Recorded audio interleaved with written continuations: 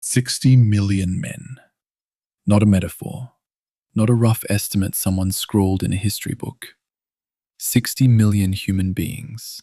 Farmers, school teachers, factory workers, sons who had never left their village before, were handed rifles and told to walk towards something that none of them fully understood, and most of them would not walk back from.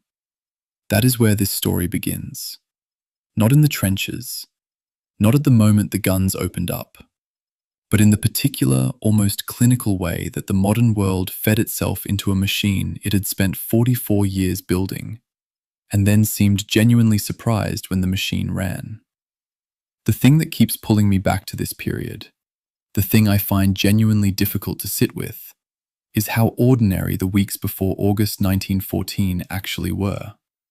Newspapers ran advertisements for summer holidays. Stock markets were open.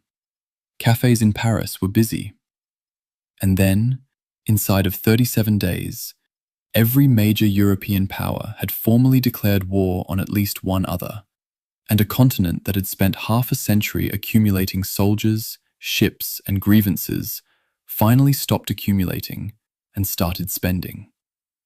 The speed of it, 37 days from the assassination of Archduke Franz Ferdinand to the British declaration of war, is one of those facts that looks simple until you stare at it long enough and realize it isn't simple at all. It is the exhaust note of an engine that had been running since 1870. Here is the honest shape of what this war was. 4 years, 3 months, and 14 days of industrialized killing across 12 time zones. 32 nations eventually pulled into the same gravitational collapse. Over 170 million artillery shells fired on the Western Front alone. A number so large it still hasn't fully been cleaned up. Belgian and French farmers still pull unexploded iron out of the ground every single year, more than a century later. They call it the iron harvest. The soil itself never recovered. In the area around Verdun, 1 ton of explosive was detonated for every single square meter of contested ground. Every square meter.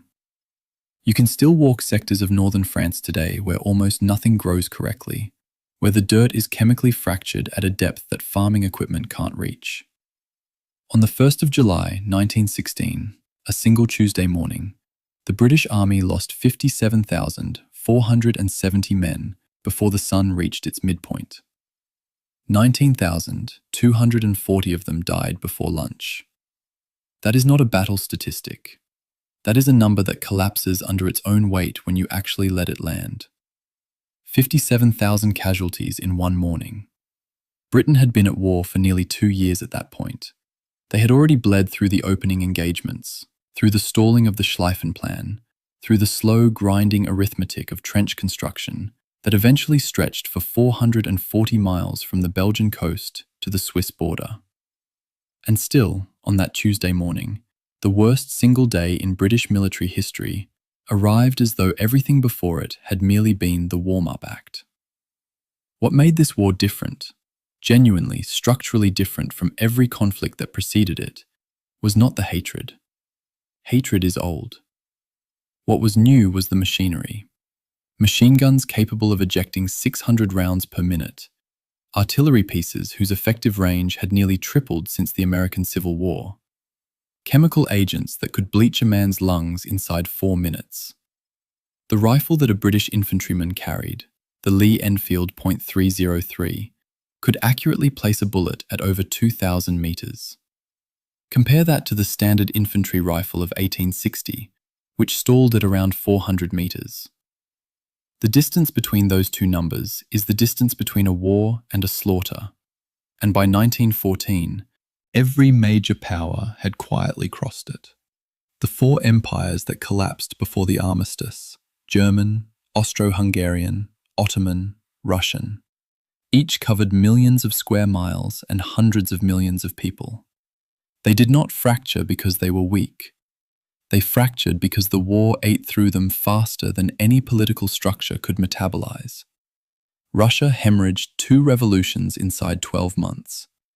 The Austro-Hungarian Empire, which had existed in various forms for over 6 centuries, dissolved in the final weeks of 1918, like something that had always been waiting for a sufficient excuse.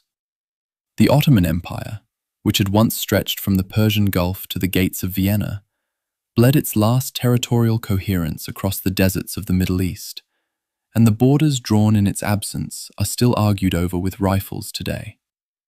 The total bill, in pure financial terms: Britain and its empire spent $47 billion. The United States, which did not enter until 1917, spent $27 billion in the space of roughly 19 months. Germany spent $37 billion. France, $24 billion. These are 1914 dollar values, which is to say, these are numbers that would shred the fiscal architecture of any government that tried to carry them. Most of them did. The German economy did not simply slow down after 1918. It fractured in ways that would take a generation to fully express.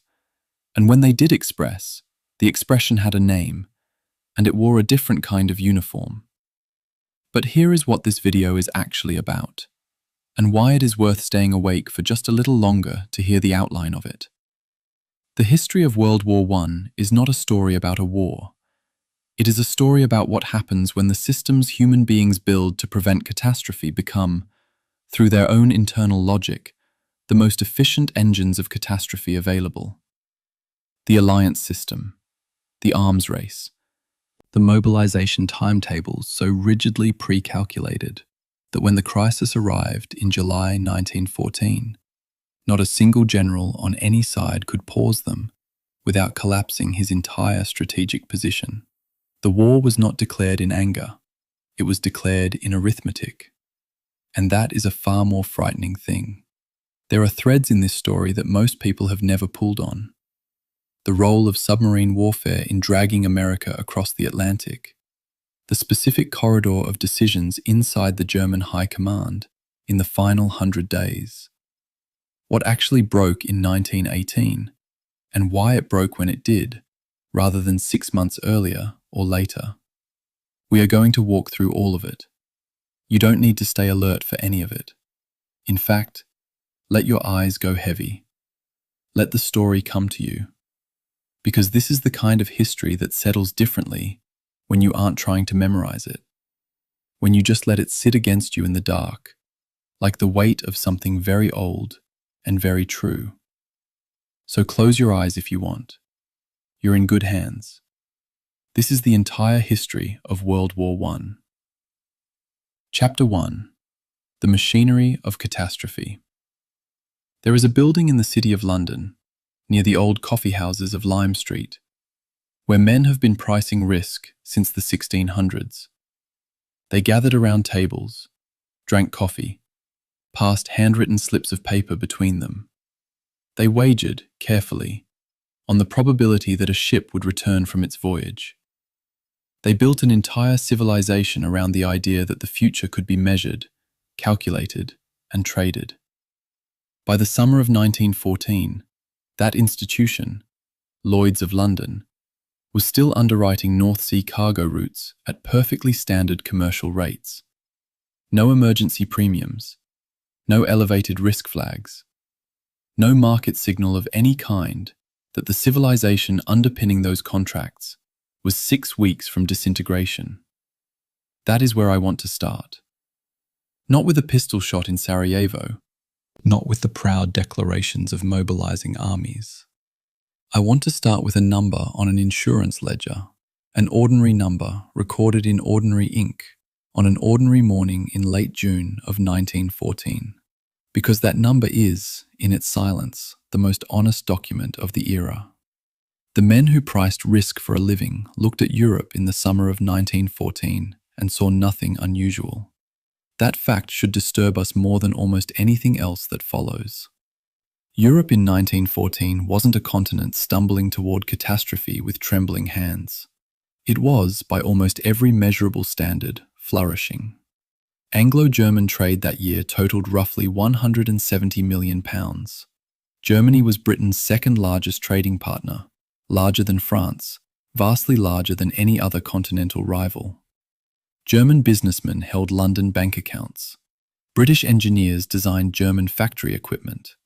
The two industrial empires were so deeply interlocked that their economists could produce papers with genuine confidence, arguing that a major war between them would be economically catastrophic for both sides, and therefore rational actors would never start one. The problem with that argument, as history was about to demonstrate, is that it assumed the actors remained rational throughout. The architect of European stability for the better part of 3 decades had been Otto von Bismarck. He understood, with a clarity that his successors never matched, that a unified Germany was powerful enough to make its neighbors nervous and not powerful enough to reassure them. His solution was a labyrinthine system of overlapping alliances and secret agreements, the most crucial of which was the reinsurance treaty with Russia, signed in 1887. That treaty was Berlin's backstop against the nightmare scenario, a war on 2 fronts simultaneously, France in the west and Russia in the east. As long as Germany had a functional diplomatic relationship with St. Petersburg, that nightmare remained unlikely. When Kaiser Wilhelm II dismissed Bismarck in 1890 and allowed his officials to let the reinsurance treaty lapse without renewal, that backstop disappeared. Not immediately, not loudly. It dissolved quietly, like a structural beam rotting inside a wall you can't see. Within 2 years, Russia and France had signed their own military convention. The two-front war that Bismarck had spent 30 years preventing was now, mathematically, the probable outcome of any major European conflict. What followed was 24 years of compounding strategic anxiety, disguised by prosperity. The Anglo-German naval race produced dreadnought battleships at a cost that strained both treasuries. Britain spent roughly £44 million on dreadnought-class construction between 1906 and 1912. Germany spent somewhere close to £38 million equivalent. Both sides felt they were losing the race, because each new ship the other side launched made its own existing fleet feel suddenly inadequate. Neither government could explain to its public why it was spending this money. Neither government could stop spending it, because stopping looked like weakness. The race was a treadmill that no one had designed, and no one knew how to stop. And then there were the July telegrams, the willy-nicky correspondence, the exchange of messages between Kaiser Wilhelm II and Tsar Nicholas II in the last days of July 1914, has been studied so extensively that historians have produced diametrically opposite conclusions from the same documents. Barbara Tuchman read German intent in those cables as essentially aggressive. Christopher Clark, in his more recent work, read the same exchanges and concluded the picture was far murkier. I've spent a long time with the actual text. What strikes me is not what either man claimed to intend. It's that on the 29th of July, the Tsar wrote to the Kaiser, "I beg you in the name of our old friendship to do what you can to stop your allies from going too far." In the name of their old friendship, these were cousins, raised in the same social world, writing to each other in English, the language of their shared grandmother, Queen Victoria. While their foreign ministries were already activating mobilization protocols neither man fully understood. The personal and the institutional were operating on completely different timescales. The institutions were faster. On the 28th of June, 1914, Archduke Franz Ferdinand of Austria-Hungary made his official visit to Sarajevo. An earlier attempt on his motorcade that morning had failed. A bomb had bounced off his car and exploded under a following vehicle. Franz Ferdinand proceeded to a reception at City Hall, then decided to alter his route to visit the wounded officers from the earlier attack. His driver was given the new route. Then, at a junction on what was then called Franz Joseph Street, the driver took a wrong turn, back toward the original route, not toward the hospital. He was told he had made a mistake.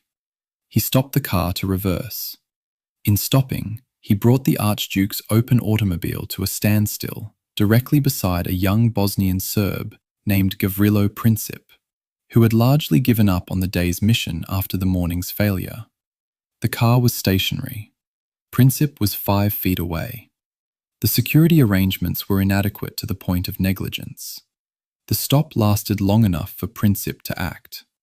Most histories tell you the assassination sparked the war. That's accurate but incomplete.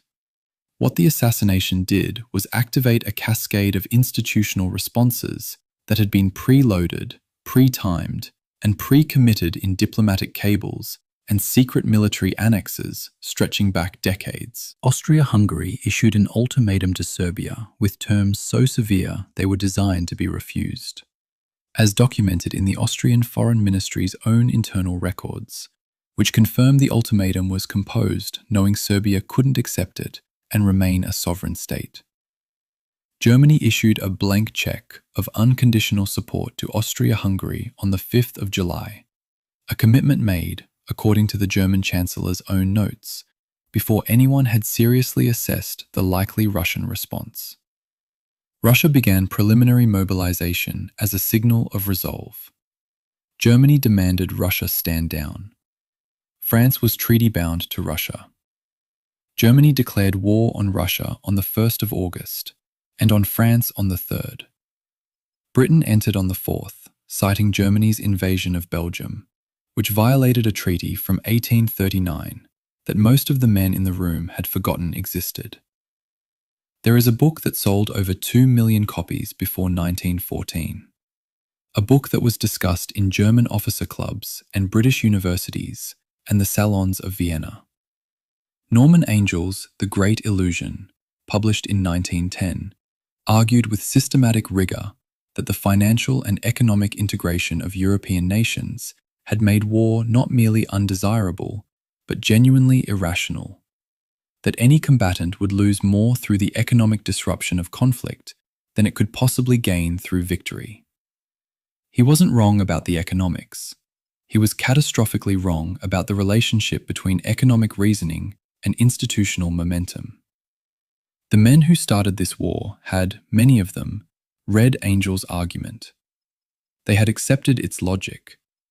They mobilized anyway because the system they had built over decades had accumulated a momentum that no single rational actor could arrest from within. The war did not begin in a moment of madness. It began at the end of a very long, very rational-seeming process that nobody had designed and nobody could stop. That is considerably more frightening than madness. When Lloyd's finally adjusted its North Sea premiums, they went from standard commercial rates to somewhere between 20 and 30% of voyage cost within the first weeks of August. It wasn't a belated recognition of the obvious. It was the moment the financial system caught up with a political reality that had already escaped anyone's control. The ledger corrected itself. The war did not. Chapter 2. 6 Weeks to Paris. There is a document held in the German military archive in Freiburg that deserves more attention than it usually gets. Not a dramatic order or a bold strategic vision, just a supply requisition, a request for fodder. Specifically, from the German First Army's forward supply train in late August of 1914, a requirement for roughly 2,000 tons of horse feed, against an available stock of less than half that. The deficit is noted in a single administrative line. No alarm, no escalation. Just a number, a gap, and a clerk who kept writing. That gap, between what the advance required and what the supply system could deliver, is where the Schlieffen Plan actually died. Not at the Marne, in a supply ledger. The plan itself had a history worth understanding. Count Alfred von Schlieffen, chief of the German General Staff from 1891 to 1906, had spent years wrestling with the problem that Bismarck's departure had left behind. How to win a two-front war. His answer was speed. Knock France out in 6 weeks, before Russia could fully mobilize its enormous but slow military, then transfer everything east and deal with Russia at leisure. Simple in concept, staggering in its logistical requirements. The plan required the bulk of the German army to sweep in a great arc through Belgium, around the western side of Paris, and come up behind the French defensive lines from the rear, trapping the French armies between two German forces, and collapsing the Western War in a single decisive campaign. To execute that sweep, Schlieffen's original memorandum, written around 1905, called for something in the range of 53 divisions concentrated on the right wing, the sweeping arm. When his successor, Helmuth von Moltke the Younger, inherited the plan and adapted it over the following years, he reduced the right wing and strengthened the left.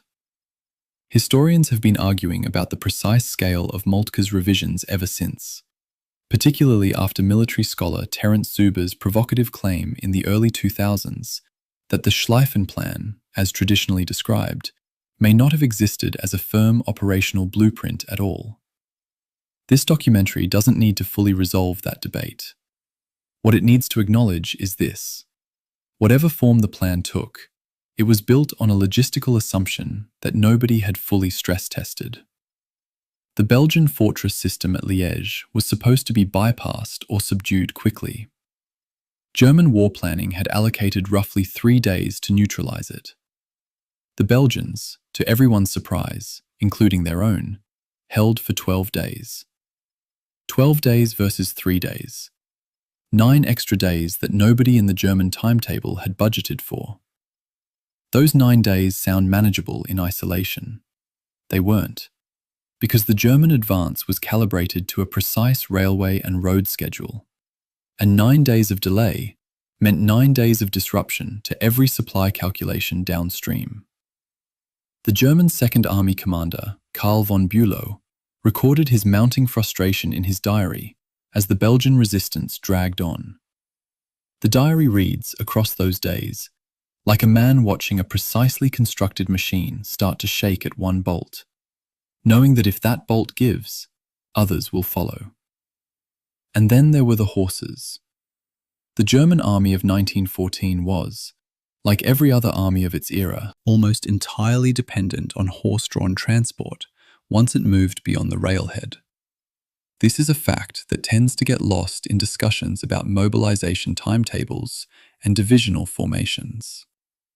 At full strength, the German right-wing armies advancing through Belgium and northern France included something in the range of 84,000 horses, dragging artillery, pulling supply wagons, carrying officers, hauling field kitchens. Each horse required approximately 20 pounds of feed and 10 gallons of water per day to remain functional under working conditions.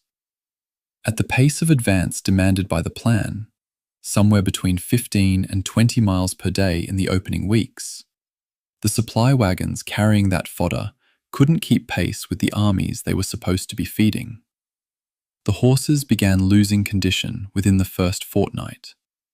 German Veterinary Corps records from the First Army show that by late September of 1914, a significant proportion of horses in forward supply units were rated unfit for duty. The army was consuming its own mobility. It was eating the legs it was trying to march on. The Belgian city of Brussels fell on the 20th of August. The German advance continued into France. It was, on the surface, the most dramatic military movement in Europe since Napoleon. Hundreds of thousands of men moving south and west in the August heat, covered by cavalry screens, artillery rumbling along chalky French roads. And yet, the German First Army, advancing on the outermost arc of the sweep, was already outrunning its supply system. Commander Alexander von Kluck was pushing his men at a pace that was burning through their physical reserves almost as quickly as it was burning through his logistics. The men marching in August heat, covering distances that would exhaust professional athletes, were being asked to perform at this level while receiving diminishing rations from a supply chain that was increasingly stretched beyond its designed capacity. Then came the decision about Paris. Kluck's First Army meant to sweep west of the French capital before curling east, instead turned east of Paris in early September, a decision that exposed his right flank to the French forces being assembled near the Marne. His own account, in a memoir published after the war, insists this decision was operationally sound, and that he was operating within the limits of his available intelligence. Moltke's communications, sent from his distant headquarters via radio and couriers, tell a different story. A man trying to coordinate an advance he could barely track, making adjustments based on information that was hours or days out of date. The story of the Battle of the Marne, from the 6th to the 12th of September, is largely a story of what happens when a plan designed on the assumption of perfect execution encounters the unavoidable friction of reality. German units found gaps opening between them. French and British forces exploited those gaps. The famous 600 Parisian taxis that shuttled French troops to the front on the 6th of September carried roughly 6,000 men. One brigade, give or take. Impressive as a symbol, essentially marginal as a military movement. What actually checked the German advance was the combination of those exposed flanks, a French counteroffensive that hit at exactly the right moment, and the British Expeditionary Force, smaller than any continental army, but among the best-trained professional soldiers in Europe, maneuvering into the gap between the German First and Second Armies. The German High Command was functioning by this point in a state of managed chaos. Moltke's own health was deteriorating. He suffered what German records describe, with careful vagueness, as a nervous collapse on or around the 14th of September, the day he reported to the Kaiser that the Western campaign had failed. He was effectively replaced by Erich von Falkenhayn, but Moltke was kept nominally in post for weeks to prevent the public learning of the failure. That concealment is worth sitting with for a moment. The German Empire's entire war plan had collapsed in 6 weeks. Its architects had a breakdown, and the government's response was to file the breakdown and keep the public informed of nothing. The lie about the Western campaign's status was built into the German war before the trenches were dug. By the time the Great Retreat ended and the armies began digging into the earth of northern France and Belgium, both sides were exhausted, undersupplied, and operating under commanders who had spent 6 weeks performing their plans at a pace that left no room for reflection. There was a brief race northward, each side attempting to find and turn the other's open flank, before that option too closed as autumn began and the trenches reached the sea. The Western Front was established. Both sides looked at it and prepared to break through it. Neither side would manage to do so for 4 years. I find myself returning again and again to that supply requisition. 2,000 tons of fodder requested, under 900 available. The gap that killed the Schlieffen Plan wasn't grand strategy or political miscalculation, or even military courage, though all of those played their roles. It was a logistics deficit that no general ever seriously addressed, because the plan's assumption was that the advance would be over before the deficit became critical. When the Belgian fortress system held 9 extra days before the deficit becomes critical became a phrase that no longer applied. The rest followed from there. Chapter 3. The Trench as Architecture. Open the British Army's Manual of Field Works, the 1916 edition, to Section 4, and you will find the following instruction. The fire step shall be 18 inches in width and positioned so as to allow the firer's eyes to clear the parapet by not less than 6 inches when standing on the step. 6 inches. That is the designed gap between a man's eyes and the parapet of earth that was the only thing between him and a bullet. 6 inches, measured and specified and filed in a government document, like a building regulation. The trench, in other words, wasn't improvised. It was engineered. It had specifications. It had a manual. This matters because the dominant image of the Western Front trench, chaos, mud, rats, darkness, formless misery, tends to obscure the fact that what the armies of 1914 and 15 built was, in engineering terms, an extraordinarily sophisticated linear fortification system. British regulations specified a fire trench 6 feet 2 inches deep, 3 feet wide at the base, with a parapet 2 feet 6 inches above ground level and a fire step 18 inches wide.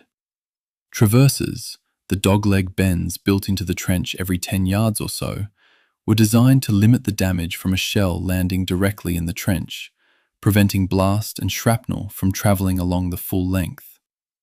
Duckboards were laid over sump pits for drainage. Revetments of sandbags, wicker hurdles, or corrugated iron held the walls. Communication trenches ran back at angles to support trenches, then further back to reserve lines. On a fully developed sector of the British line, you might have 3 complete trench lines, multiple communication arteries, dressing stations, ammunition dumps, and forward headquarters. All underground, all connected, all maintained by rotating Labour parties that worked through the night because daylight was dangerous. The German version of all this was rather different in philosophy.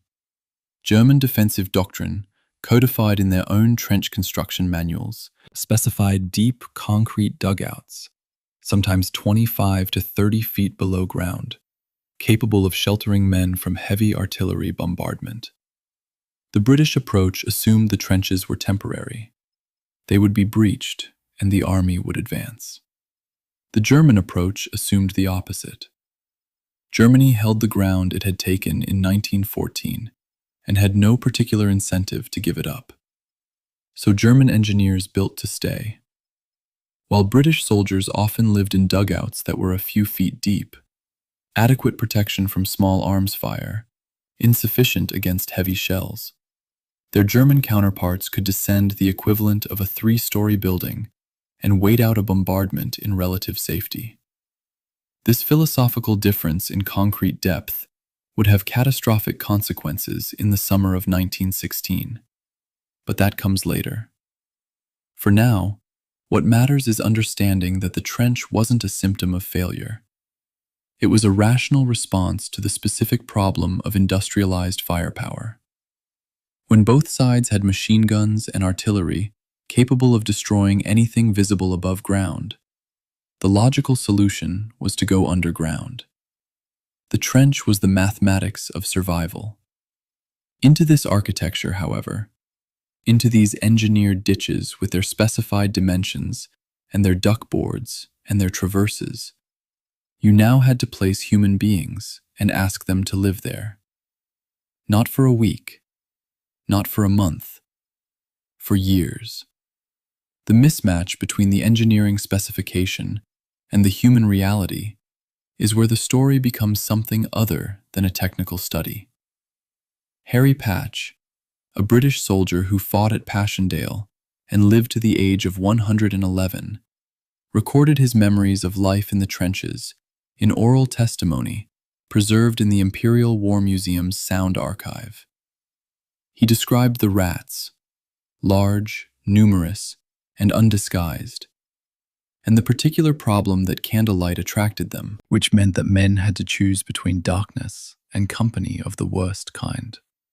He described the smell of the salient in the later years of the war in terms I won't quote directly here because they belong to him, but the phrase, "a sweetness you couldn't wash off," has been with me since I first encountered it.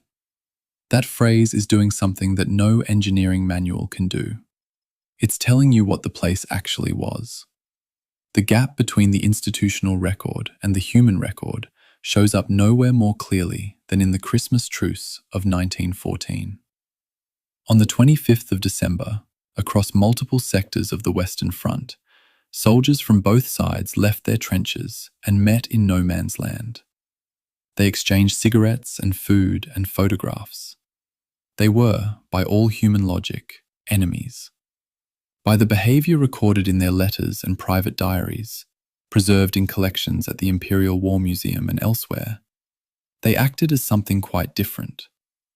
And yet the official war diaries of many units on that day contain entries that describe conditions as quiet or normal, with no further elaboration. The fraternization, documented in dozens of individual letters home, in accounts written to families across Britain and Germany, simply does not appear in the institutional record. The truce happened. the institution erased it. That specific erasure, the choice to write normal when men were sharing food with the people they were supposed to be killing, tells you something precise about the relationship between the official record and the human truth. It tells you the institution was protecting something more important to it than accuracy. The Flemish ground beneath the Ypres salient is worth a specific technical consideration because it explains a great deal about what happened there. The geology of the region features a layer of impermeable blue-grey clay beginning at roughly 18 inches below the surface. This Yperian clay, as geologists classify it, does not drain. Any excavation below that depth immediately begins to fill with water. German engineers, working from their own geological surveys, had identified the better drained elevations, the gentle ridges around the salient, and placed their most important defensive positions on them. The British lines sat in the bowl. When artillery shells, and there would be millions of them over the following years, tore up the drainage ditches, the shell craters filled with water that could not percolate away. The fields became liquid. British military geologists had surveyed the same ground and produced reports noting the drainage problem. Some of those reports reached senior planning staff. The offensives continued. By the end of the first winter of the war, the Western Front stretched nearly 475 miles from the Swiss border to the English Channel. It was the most densely fortified piece of territory in human history. And somewhere within that system, in a specific trench on a specific sector that I can't name precisely because the man who recorded it didn't name it precisely, a soldier was eating cold rations off a duckboard, listening to rats in the dark, and writing a letter home about the weather. Because what else do you write about? You can't write about where you are. The censors will remove it. You can't write about what you've seen. There are no words that translate across that distance. So you write about the weather, and whether the parcels arrived, and how you hope everyone is well. And the letter goes home, and the family reads it, and they imagine they understand. They don't. But the act of writing it, the reaching out across the impossible distance between the trench and the living room, that act was, for hundreds of thousands of men, the only thing that kept the human side of the equation intact. Chapter 4. The Diary. Chapter. The archive of the First World War is, in significant part, a record of what was suppressed, edited, or left unread until the men who wrote it were dead. Official histories, operational orders, intelligence summaries. These documents were kept because institutions keep documents. But the other archive, the one made of paper torn from notebooks, scrawled in pencil by firelight, folded into envelopes or tucked into the lining of kit bags, that archive survived mostly by accident, mostly because families kept things in drawers. The diary is, by its nature, the document the institution didn't commission. Nobody told these men to write. Most of them would be surprised to learn anyone was reading. I keep returning to one particular soldier, not because his story is the most dramatic, and not because he became famous afterward. Quite the opposite. The reason I keep returning to him is precisely because he was ordinary. Genuinely, specifically, stubbornly ordinary. He wasn't a poet. He wasn't an officer with a literary education. He wrote his diary in plain English, recording what he ate, what the weather was like, what his mates said and did, and occasionally what happened to them. The detail he provides is the texture of ordinary military life, not the grand narrative of strategy and command, but the granular daily reality of being a young man in a trench in France, trying to get through the next 24 hours. When he records a friend's death, he does it in one sentence. Then he records the weather. That compression, that moving on, isn't callousness. At least, I don't think it is. Military psychologists who have studied similar patterns of emotional recording in survivor testimony suggest it was nearly universal among rankers in the British Army, and that it represents a kind of managed survival strategy. Acknowledge the loss at the minimum volume required to record it, then continue functioning. The alternative was not functioning. And not functioning in a frontline trench was not an option that the situation permitted. The British ration scale, the official document specifying what each soldier was theoretically entitled to receive each day, specified something in the region of 3,500 calories per man. In practice, in the forward trenches during active operations, the supply chain could rarely deliver that consistently. Army Service Corps records from the later stages of major offensives document the progressive compression of rations as supply routes came under shell fire and transport animals were diverted to ammunition. A man doing the physical work of a frontline soldier, digging, carrying, standing watch, enduring the particular muscular tension of sustained fear, was working on a caloric deficit. This is not a minor detail. Hunger changes cognition, heightens anxiety, and degrades the judgment and emotional resilience that survival in that environment required. The relationship between what soldiers ate and how they recorded their experience is one of the least studied correlations in the social history of the war. When the rations were good, the diaries tend to sound almost bearable. When they weren't, the texture changes. The provision of socks to the British Army is not usually considered a topic of strategic importance. The official Army supply records tell a different story. Between 1914 and 1918, the British Army issued something in the region of 330 million pairs of socks. That number sounds absurd until you understand what happened without them. Trench foot, the result of prolonged exposure to cold water in boots that couldn't be removed and dried, was one of the most significant causes of incapacitation on the Western Front in the early years of the war. It didn't kill you, usually. It rendered you non-functional, sometimes permanently. It was entirely preventable with dry socks and the opportunity to remove footwear regularly. Two things that the forward trench environment made extremely difficult to guarantee. Senior officers issued instructions about foot care. Regimental medical officers inspected feet at morning stand to. The sock was, without overstating the case, a strategic object. The shell shock question runs through the diaries of this period in a way that the medical records of the period almost never acknowledge directly. You find men describing what they saw, a friend here, a section there, and then a gap in the writing, sometimes a few days, sometimes longer, that corresponds with what the military records catalogue under the bureaucratic classification not yet diagnosed, nervous. The British Army's medical establishment approached psychological trauma in 1915 and 16 with a mixture of genuine puzzlement and institutional suspicion. Shell shock, a term coined early in the war by a British doctor trying to explain cases of tremor, paralysis, blindness, and mutism in men who had no visible physical wound, was viewed by parts of the military hierarchy as a category that covered both genuine pathology and what they privately categorized as moral failure. The pension implications of a psychological diagnosis were significant enough that the administrative incentive was to keep the numbers low. Men who were genuinely incapacitated by what we would now recognize as severe acute stress responses were sometimes returned to the line, sometimes evacuated, sometimes court-martialed.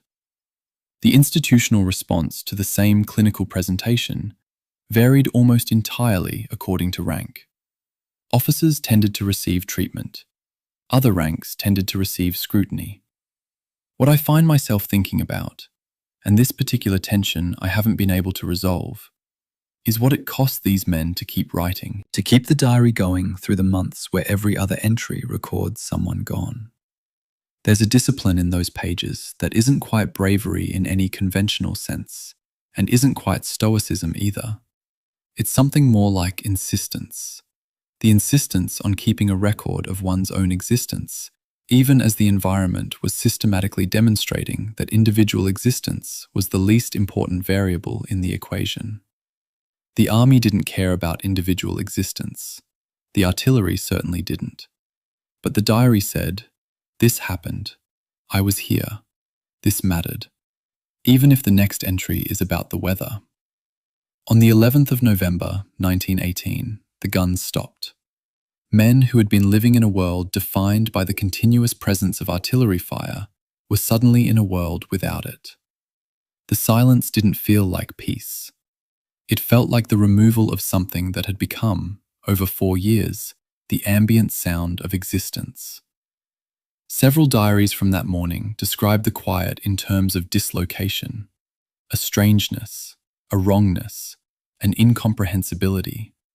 One soldier, according to accounts preserved in the Imperial War Museum, walked out of his dugout that morning, stood in the open for a long moment, and then walked back in again because he didn't know what to do with the absence of cover. 4 years had calibrated his body to a certain reality. The reality had changed in an instant. The body didn't know. The armistice entry in the diary I've been following through this chapter does not contain triumph. It contains bewilderment. The words are measured, uncertain. Something is over. What comes next, the writer clearly doesn't know. He had survived. He would return home, take up ordinary life, live for decades more. The diary, ultimately, went to his family. It was not published for decades. He gave no public speeches about his service. The archive kept him, even though he had no particular reason to believe it would. Chapter 5. The Logistical Spreadsheet. On a specific week in August of 1916, a production return was signed and filed at the British Ministry of Munitions. The document recorded the output for that week from a national shell filling factory. Close to 1 million shells produced, counted, inspected, and passed for delivery to the field. The return was signed by a floor supervisor, a woman. Her name appears in the record. We don't know her first name. We know her output. We know that she oversaw the production of that week's shells the way a factory manager anywhere in industrial Britain would oversee any other manufactured product. We don't know what she thought about it. The archive doesn't preserve that.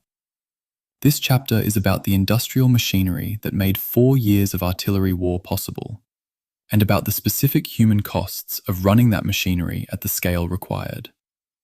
It is not a comfortable chapter. The Ministry of Munitions, created in May of 1915 in response to a shell shortage scandal that had nearly brought down the Asquith government, was one of the most significant institutions in the history of industrial capitalism, and it is almost entirely absent from popular histories of the war. What happened inside those factories is the foundation on which every offensive operation on the Western Front was built. The shell crisis of 1915 deserves its technical examination. At the Battle of Aubers Ridge in May of that year, British artillery was halted by a shortage of ammunition at a critical moment in the assault. The Times correspondent Charles Court Reppington, who had obtained information from a senior officer in circumstances that became deeply controversial, reported that British guns were limited to roughly 80 shells per day per gun at certain points during the battle, while German forces on the same frontage had access to resources orders of magnitude larger. The comparison was brutal. The political consequences were immediate. The Liberal government under Asquith entered a coalition arrangement with the Conservatives, and a new Ministry of Munitions was created under the most energetic member of the cabinet, David Lloyd George. What followed was one of the most remarkable episodes in British industrial history. Lloyd George's approach was, functionally, the subordination of every existing constraint: labour relations, safety standards, working hours, the established division between skilled and unskilled labour, the entire pre-war demarcation structure of British industrial organisation, to a single output variable: shells. The Treasury Agreement of March 1915 with the trade unions allowed dilution, the replacement of skilled male workers with unskilled women on munitions production. The agreement was accompanied by promises of equal pay for equal work, promises that the Board of Trade's own wage return records show were systematically not honoured. The gap between promised and actual female wages averaged something like 28% across the war period. That gap, the labour of hundreds of thousands of women, paid at a fraction of the rate the agreement had notionally guaranteed, was part of what funded the shell surplus. Women built the ammunition. The official record gave them partial wages and eventually the vote. The Canary Girls deserve specific attention because their story is one of the clearest demonstrations of what it meant to subordinate human welfare to production targets. Women working in TNT shell-filling factories developed toxic jaundice from the absorption of trinitrotoluene through the skin. Their skin turned yellow. Their hair turned yellow. In some cases, the coloration was permanent. The condition could progress to severe liver damage and, in a documented number of cases, death. Factory Inspectorate reports from 1916 record hundreds of cases of toxic jaundice in national filling factories, with a proportion resulting in fatalities. The government knew. The medical inspectors filed their reports. Production schedules were not adjusted in response. The women returned to their stations. The shells needed filling. There is a chemistry lesson buried in the middle of this industrial story that connects the shell crisis to something much larger. The primary high-explosive filling for British shells in the early war period was lyddite, picric acid, which required a manufacturing process dependent on phenol derived from coal tar. As shell production targets escalated, phenol supply became a bottleneck. The solution, adopted progressively from 1915 onward, was to switch to amatol, a mixture of ammonium nitrate and TNT. Ammonium nitrate could be produced via the Haber-Bosch process, the industrial nitrogen fixation method developed in Germany in the years immediately before the war. Fritz Haber, the man who would, within months, be directing Germany's chemical weapons program, had developed the nitrogen fixation process, originally for agricultural fertilizer. The same chemical process that would dramatically increase European grain yields in the 20th century was, in 1915 and 16, making it possible for Britain to fill shells at a rate previously impossible. The Green Revolution and the artillery bombardment of the Somme share the same chemistry. That particular overlap took me a while to fully absorb. The production figures from the Ministry of Munitions, when you actually read them, are genuinely difficult to hold in the mind as anything other than abstraction.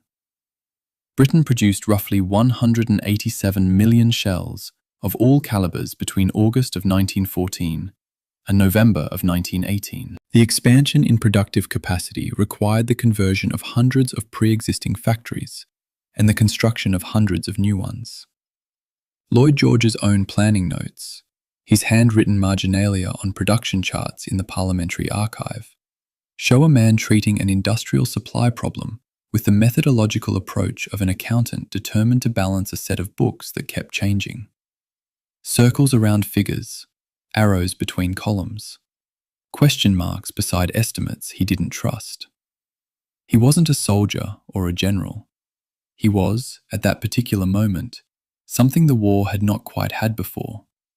The first chief executive of an industrial killing enterprise, trying to manage output at continental scale while working with suppliers who had been making bicycles and sewing machines 3 years earlier.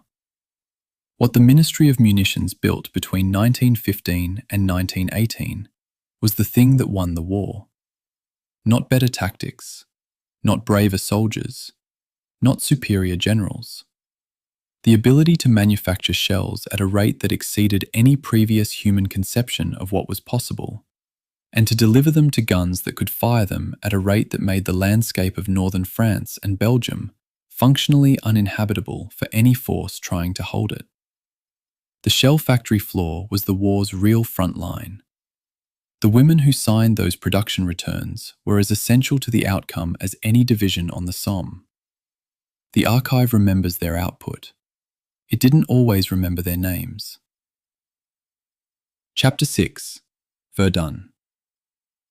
There is a document in the German military archive, a memorandum attributed to Chief of the German General Staff, Erich von Falkenhayn, supposedly written to the Kaiser in December of 1915, that describes with remarkable candor a plan not to capture a position, but to kill an army. To choose a point on the French front of such historical and strategic significance to France that French commanders would feel compelled to defend it regardless of cost. And then to subject that point to such overwhelming firepower that French casualties would accumulate past the point of national endurance. Falkenhayn used a phrase that has survived in the historical record. He intended to bleed France white. Not defeat it in battle, not outmaneuver it, drain it. The authenticity of that memorandum has been debated by historians for decades. German historian Wolfgang Förster argued in the 1930s that it was a post-war reconstruction rather than a contemporaneous document. Others have accepted it as genuine. The truth may never be fully settled. But here is what is beyond dispute. Whether Falkenhayn wrote those words in December 1915 or reconstructed them afterward to justify what followed, the strategy they describe was actually executed. The Battle of Verdun, which ran from the 21st of February to the 18th of December 1916, was the most sustained single engagement in the history of industrialized warfare, and it functioned, for most of its 10 months, exactly as an attrition machine. The document may or may not be authentic. The strategy was real.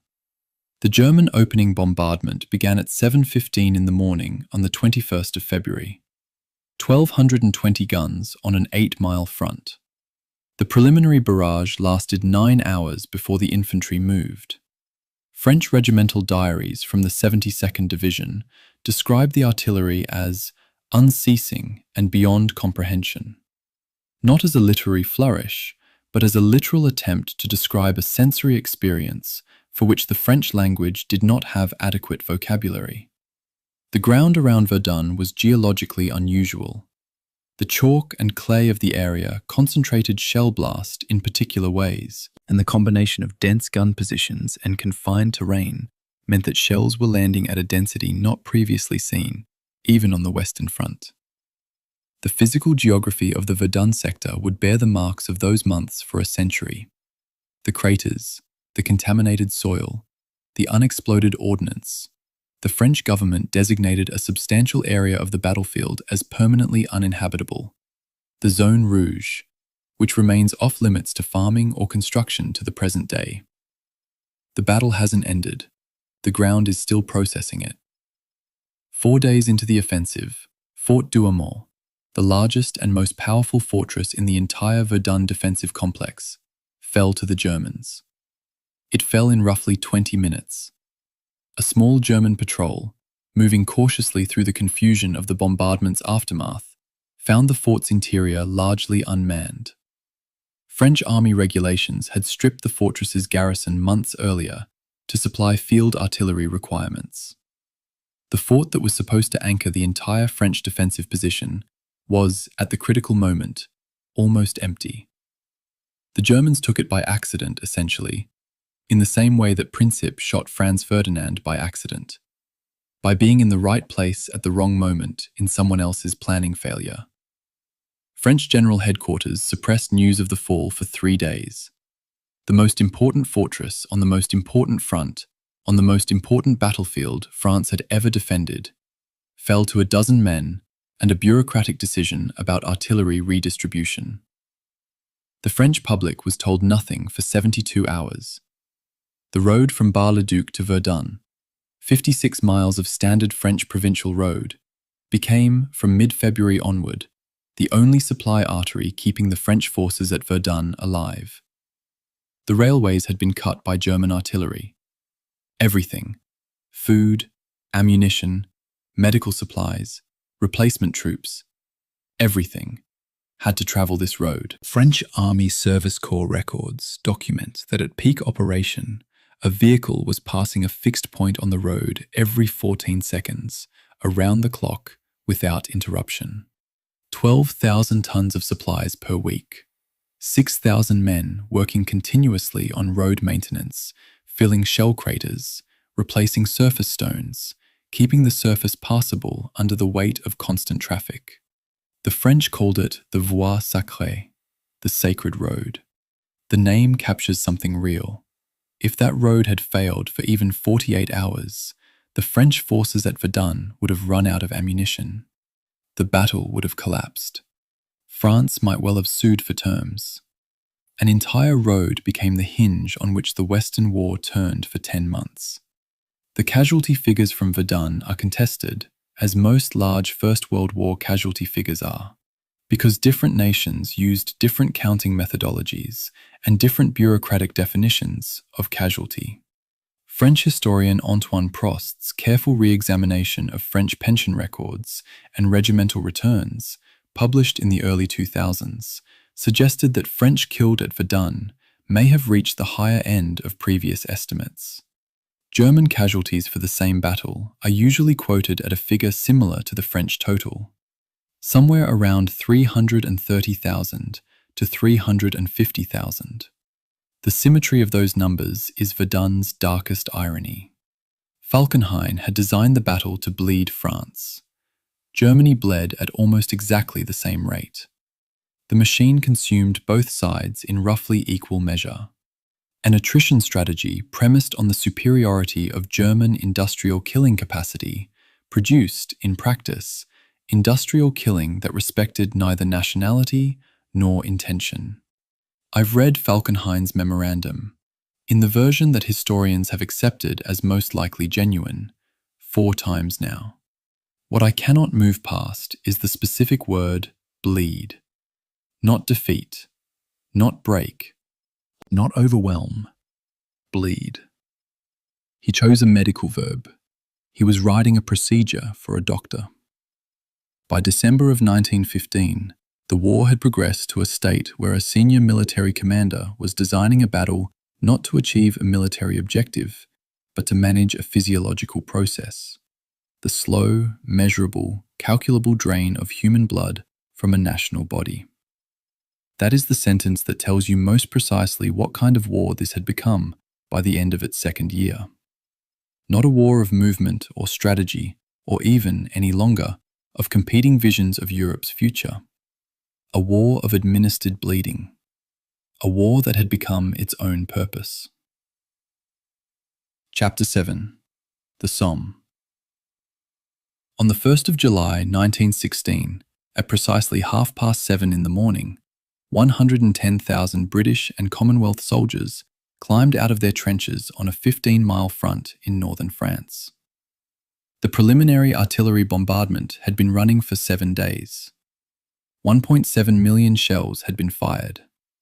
British commanders had told their men, in some sectors explicitly told them, that nothing could be alive on the other side of no man's land. That the wire would be cut, that the German bunkers would be rubble, that they could walk across. In some places the men did walk, upright, at a measured pace, because their senior commanders believed the barrage had done its work and wanted the advance to remain orderly. In most places, they were met by intact machine guns and German soldiers who had waited out the bombardment 30 feet underground and climbed back up, in the seconds between the barrage lifting and the British infantry arriving, to find their wire substantially uncut and their weapons fully functional. By nightfall on the 1st of July, 57,470 British and Commonwealth soldiers had become casualties. 19,240 of them were dead. It is the single most catastrophic day in the history of the British Army. It has remained so. The number doesn't become more comprehensible with repetition. I've tried to find ways to scale it, to make it something a human mind can actually hold.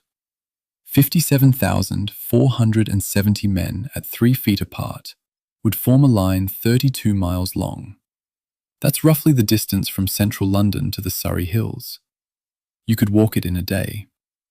On the 1st of July 1916, it was a morning's work. The failure of the preliminary bombardment was not a mystery, even at the time, if you were looking at the right numbers. Estimates vary, But the National Army Museum has noted that as many as 30% of the shells fired in the bombardment before the Somme failed to explode. 30% of 1.7 million shells.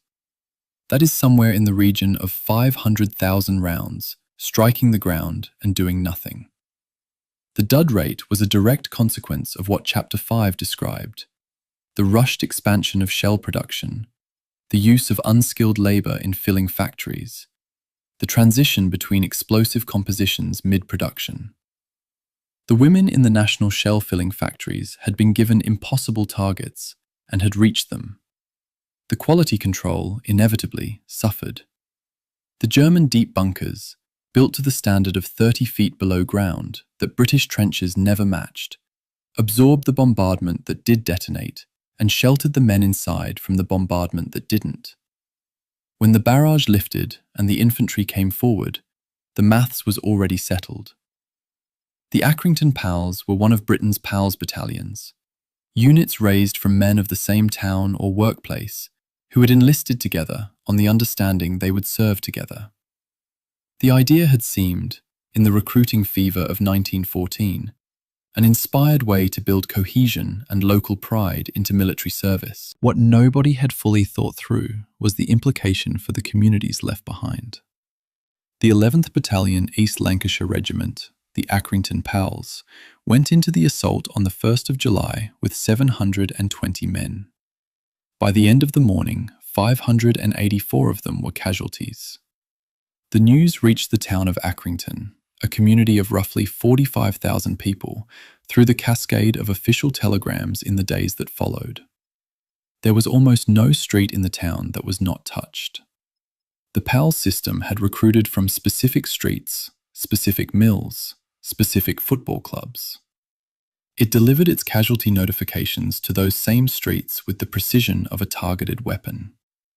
What Haig actually wrote in his diary that evening is this: the Adjutant General reported that total casualties were estimated at over 40,000 to date. This cannot be considered severe, he wrote, in view of the numbers engaged and the length of front attacked.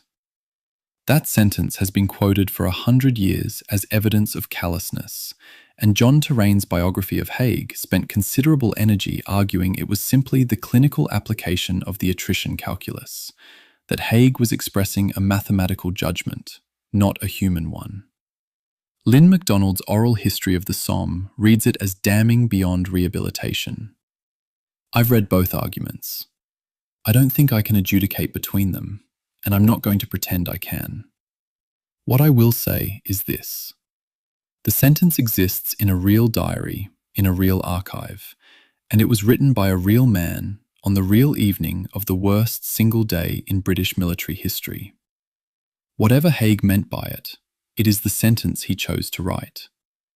That is itself a primary source. The battle did not end on the 1st of July.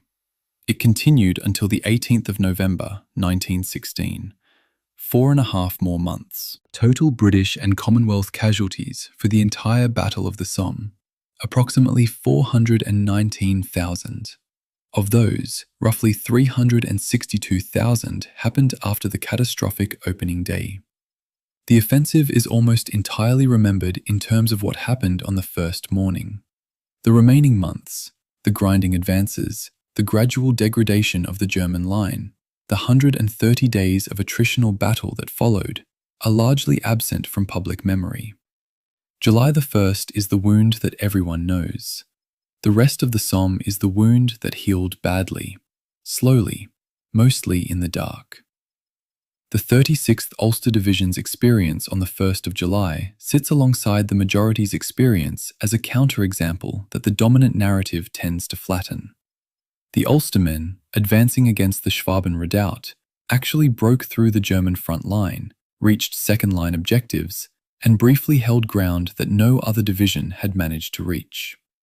Their war diary records an advance that, in any other context, would have been counted as a significant success. But the divisions on their flanks failed. Their success was unsupported and thus unsustainable. German counterattacks recovered the lost ground. The Ulster Division's achievement was swallowed by the surrounding failure. History remembers the pattern, not the exception. This is one of the things that makes the Somme particularly difficult to write about honestly. The 1st of July contained both the worst military disaster in British history and an example of genuine tactical success, and both things happened simultaneously, 3 miles apart. The Battle of the Somme ended in mid-November, with a maximum advance of roughly 6 miles at the deepest point. The German defensive system had been significantly degraded, and Haig's defenders argue, with some legitimacy, that the attrition served a strategic purpose by preventing German offensive action elsewhere. The Somme, in this reading, saved Verdun by drawing German resources northward. That argument has real evidence behind it. It also has 57,470 casualties on a single Tuesday morning in July, and the arithmetic of that morning doesn't become less terrible when placed in a strategic framework. The strategists were right about the context. The men at the wire were right about the wire. Both of those things were simultaneously true on the 1st of July, 1916. Chapter 8. The Poison Cloud. In January of 1915, in a laboratory at the Kaiser Wilhelm Institute for Physical Chemistry in Berlin, a man was doing calculations. The calculations were precise, methodical, and written in the same clean handwriting he used for his agricultural chemistry work, which, at that point, was already among the most consequential scientific work of the century. He was computing the concentration of chlorine gas required to incapacitate a human being within 1 minute of exposure. He was cross-referencing physiological data. He was engineering a weapon. His name was Fritz Haber, and he had, in the years before the war, developed the Haber-Bosch process for industrial nitrogen fixation, the method by which atmospheric nitrogen could be converted into ammonia at industrial scale. That single discovery would eventually enable the production of synthetic fertilizers that now sustain roughly half the world's food supply. He was, by any measure, one of the most consequential scientists of the 20th century. In January of 1915, he was deciding how much chlorine it took to kill. The first large-scale chemical weapon deployment of the war occurred on the 22nd of April, 1915, at the Second Battle of Ypres. At approximately 5 o'clock in the evening, German engineers opened the valves on 5,730 cylinders containing roughly 170 metric tons of chlorine gas along a 4-mile front north of the town. An observer in the Royal Flying Corps, a Lieutenant Archibald James, whose account was preserved in the Imperial War Museum's Sound Archive, described it as a great grey-green cloud, moving south at approximately 3 miles per hour toward the French, Algerian, and Canadian lines. The cloud was 2.5 times denser than air. It flowed into the low ground, into the shell craters, into the dugouts. Men who instinctively dived for cover died faster than men who stayed upright. The physiological process, chlorine reacting with the moisture in the lungs to form hydrochloric acid, destroying the tissue, the lungs filling with fluid. It typically took 24 to 48 hours to kill. The men were conscious through most of it. The initial breach in the Allied line was roughly 4 miles wide. German infantry had the opportunity to advance through it and potentially reach the Channel coast. They didn't. Partly because they didn't fully trust their own weapon. Partly because reserves hadn't been positioned for a strategic breakthrough. Because nobody in the German High Command had fully believed the weapon would work as well as Haber had predicted. The single largest tactical opportunity of 1915 was wasted by the side that created it. The gas attack that opened a 4-mile gap in the Allied line produced ultimately no strategic gain. The Canadians, responding with improvised wet cloths over their faces, partially closed the line within hours. The weapon that should have ended the Ypres salient failed to end it because the German command structure hadn't prepared to exploit what its chemists had prepared to deliver. Clara Haber was Fritz Haber's wife. She was also a chemist, Germany's first woman to receive a doctorate in physical chemistry, a genuinely accomplished scientist who had spent much of her married life subordinating her own work to her husband's career. On the 1st of May, 1915, 10 days after the Ypres gas attack, reportedly at a dinner party hosted in Haber's honour to celebrate the weapon's deployment, Clara Haber went into the garden of their home and shot herself with his service pistol. Their son Hermann, 12 years old, found her. Fritz Haber left for the Eastern Front the following morning to oversee further gas deployments. Some historians, examining the circumstantial evidence carefully, have linked her death directly to her opposition to his chemical weapons work. Others point to her long history of depression and the profound difficulties of their marriage. The truth was almost certainly both things simultaneously, and the archive cannot finally distinguish between them. What it can tell us is what Haber did with the morning. He went to the Eastern Front. He got on a train. The German deployment of mustard gas, dichlorodiethyl sulfide, what German records called Yellow Cross, at Ypres in July of 1917, represented a qualitative shift in chemical weapons design. Unlike chlorine or phosgene, mustard gas didn't primarily aim to kill. It was persistent, an oily liquid that contaminated clothing, equipment, and ground for days. And its main effect was severe blistering of the skin, the eyes, and the mucous membranes. It was designed to incapacitate rather than kill, removing men from the front line for weeks at a time, while simultaneously consuming medical resources. Of the roughly 1.2 million chemical weapon casualties across all nations in World War I, approximately 90% were non-fatal. The weapon that became most associated with death and horror was, in its majority outcomes, a disability device. It was optimized to generate a medical burden. That distinction between designed to kill and designed to drain through injury is one that subsequent international law genuinely struggled to capture, because it sits in an uncomfortable moral space that doesn't map cleanly onto the categories available. Total chemical agent deployed by all nations across the war, approximately 124,000 tons. Chemical casualties as a proportion of total battlefield casualties, roughly continue. Search WW1 chemical weapons total casualties, percentage battlefield deaths. Gas mask development, view. Search Haber-Bosch process, nitrogen fixation, fertilizer, food supply, half-world population statistic, view. Please continue. Search Indian soldiers, WW1, total number served, casualties killed, wounded, statistics, view. Search Sykes-Picot Agreement, 1916, Middle East borders drawn, consequences, Iraq, Syria, modern, view. Please continue. Search WW1, convoy system introduced 1917, shipping losses drop, statistics.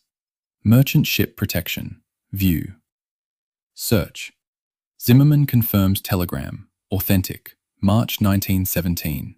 Journalist press conference, why admitted, view. Now I have everything needed. Here are chapters 8, completed, through 13. Continuing chapter 8 from where it was cut off. Roughly 4 to 5% of total deaths. Less than 1 in 20 battlefield deaths was caused by gas. By that single metric, chemical warfare was a minority instrument of killing. But that statistic conceals more than it reveals, because the weapon's real work wasn't entirely done in body counts. The gas mask, that rubber and canister assembly that soldiers carried in satchels at all times after 1915, became the defining image of industrial dehumanization. It transformed men into anonymous insectoid shapes, unrecognizable to each other. And the fear of gas, the sudden necessity to mask in the dark, in a scramble, with trembling hands, disrupted operations, exhausted men, and consumed command attention far beyond what any casualty ratio captures. Fritz Haber understood that a weapon didn't need to kill in large numbers to dominate the psychology of a battlefield. He was right. That understanding is one of the most disturbing legacies of his work. The Haber-Bosch nitrogen fixation process, the discovery for which Haber received his Nobel Prize in Chemistry in 1918, is now estimated to sustain roughly half the world's food supply. Between 30 and 50% of the nitrogen currently found in human body tissue, according to scientific estimates published in peer-reviewed literature, originated from the Haber-Bosch process. The same chemistry that made industrial-scale artillery ammunition possible in 1915 feeds approximately 4 billion people. Those two facts exist in the same universe. They do not resolve each other. The moral ledger of a single human life and a single scientific discovery does not balance cleanly, and I don't think we should pretend that it does. Clara Haber shot herself in the garden. Fritz Haber won the Nobel Prize. Both of those things happened. The archive holds all of it. Chapter 9. The War Beyond Europe. Start with a number, because numbers are where accountability lives. Approximately 1.3 million Indian soldiers served in the First World War. Not recruited from across the empire in a general call, specifically Indian men from a subcontinent that had no vote in the decision to enter the war, no representation in the parliament that declared it, and no formal mechanism by which its political leadership could shape its terms. 1.3 million. Of those, at least 74,187 were killed. Another 67,000 were wounded. The total Indian casualty bill exceeds the total American military deaths in the same war. And America has a wall in Washington and an annual holiday. India's contribution is, outside specialist military history, largely unknown. The First World War is almost always narrated as a European war, and specifically as a war of the Western Front, of French and Belgian mud and British and German trenches. That narrative is accurate about where the largest concentrations of men and the highest density of industrial killing occurred. It is deeply inaccurate about the war's actual geographic footprint. The Ottoman Empire entered the war in November of 1914, immediately opening fronts across what are now Turkey, Iraq, Palestine, Syria, Lebanon, and the Arabian Peninsula. German colonial territories in Africa, in what are now Togo, Cameroon, Tanzania, Namibia, and Rwanda, became immediate theatres of operations. German possessions in the Pacific were seized within months. The War of the Western Front was one component of a conflict that stretched from the North Sea to the borders of Persia, from the Arctic to Central Africa. That larger war involved millions of men from colonized peoples who were fighting, dying, and being permanently displaced by a conflict in which their interests were never a consideration in the strategic planning. German Togoland, present-day Togo, and the eastern portion of modern Ghana, fell to a combined British and French force in 26 days during August of 1914. It was the first German colonial territory to be captured in the war, and it fell so quickly that it barely registers in most histories as a campaign at all. For the Iwe people, whose territory straddled the boundary between British Gold Coast and German Togoland, the outcome of those 26 days was that a new border was drawn through their homeland, separating communities, severing trade routes, dividing families, in the administrative settlement that followed the German surrender. That border, drawn in the fog of an imperial war in which the Iwe had no representatives and no voice, persists to the present day. The 20th century's most consequential border-drawing exercise is usually attributed to the Paris Peace Conference of 1919. In West Africa, it started in August of 1914. The East Africa Campaign under German General Paul von Lettow-Vorbeck is one of the most extraordinary, prolonged military operations of the 20th century, and it is best remembered in the wrong direction. The conventional account celebrates Leto Vorbeck's tactical genius, the audacity, the mobility, the refusal to surrender, which is all real and all documented. What the celebratory version tends to elide is the structure of the force he commanded and the cost of his refusal to stop. His army was built primarily on African Askari soldiers, whose loyalty to the German colonial cause was the product of specific histories of recruitment, colonial service, and the social structures of German East Africa. The campaign tied down roughly 300,000 Allied troops across 4 years and consumed resources that the Allies could not easily spare. It also killed, through combat and through the disease and starvation that followed the armies, tens of thousands of African civilians and labourers who had no meaningful stake in either side's outcome. Leto Vorbeck surrendered 14 days after the armistice in Europe, on the 25th of November, 1918. His African Askari soldiers, whose promised German army back pay went undelivered for decades, received their final payments only in the 1960s, after sustained campaigning by Tanzanian veterans organizations. The campaign ended in 1918. The accounting took 40 years more. The carrier corps of the East Africa Campaign was the logistical spine without which the entire operation on the British side was impossible. At its peak, the corps employed in the region of 400,000 African men as porters, carrying loads of up to 70 pounds on their heads across equatorial terrain that neither wheeled transport nor animal transport could reliably navigate. The death toll among carrier corps members is, depending on the source, somewhere between 50,000 and 100,000 men. That 100% range of uncertainty, we don't know whether it's 50,000 or 100,000, is not a statistical imprecision. It is a direct reflection of whether those deaths were considered worth counting at the time. British campaign records tracked ammunition stocks and ration deliveries with considerable precision.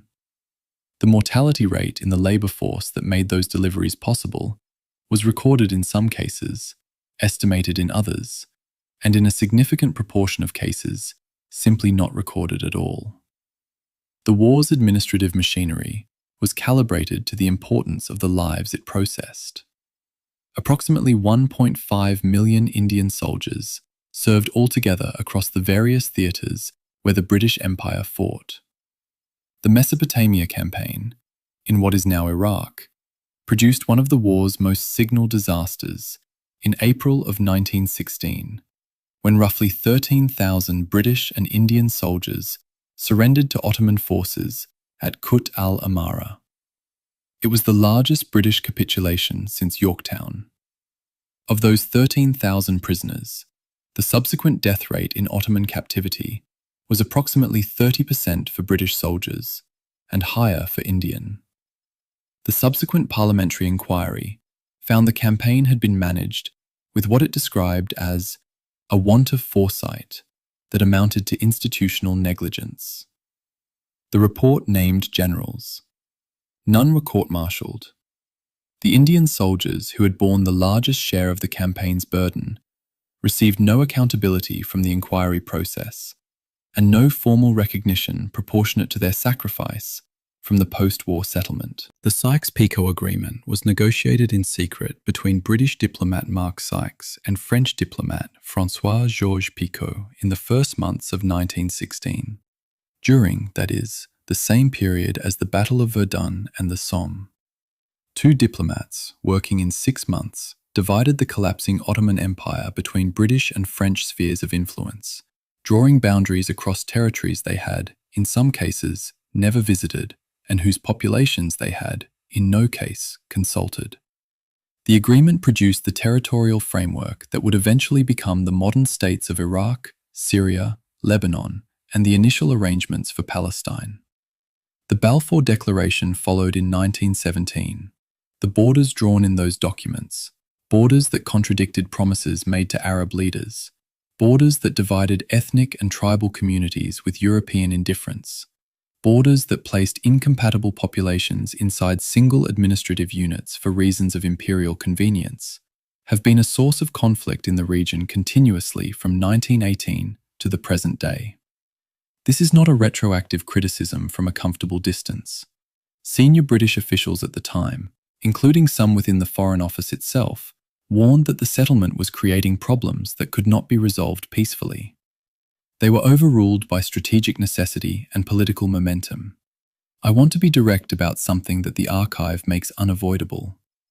The Commonwealth War Graves Commission maintains memorials to the named dead across every theatre of the First World War.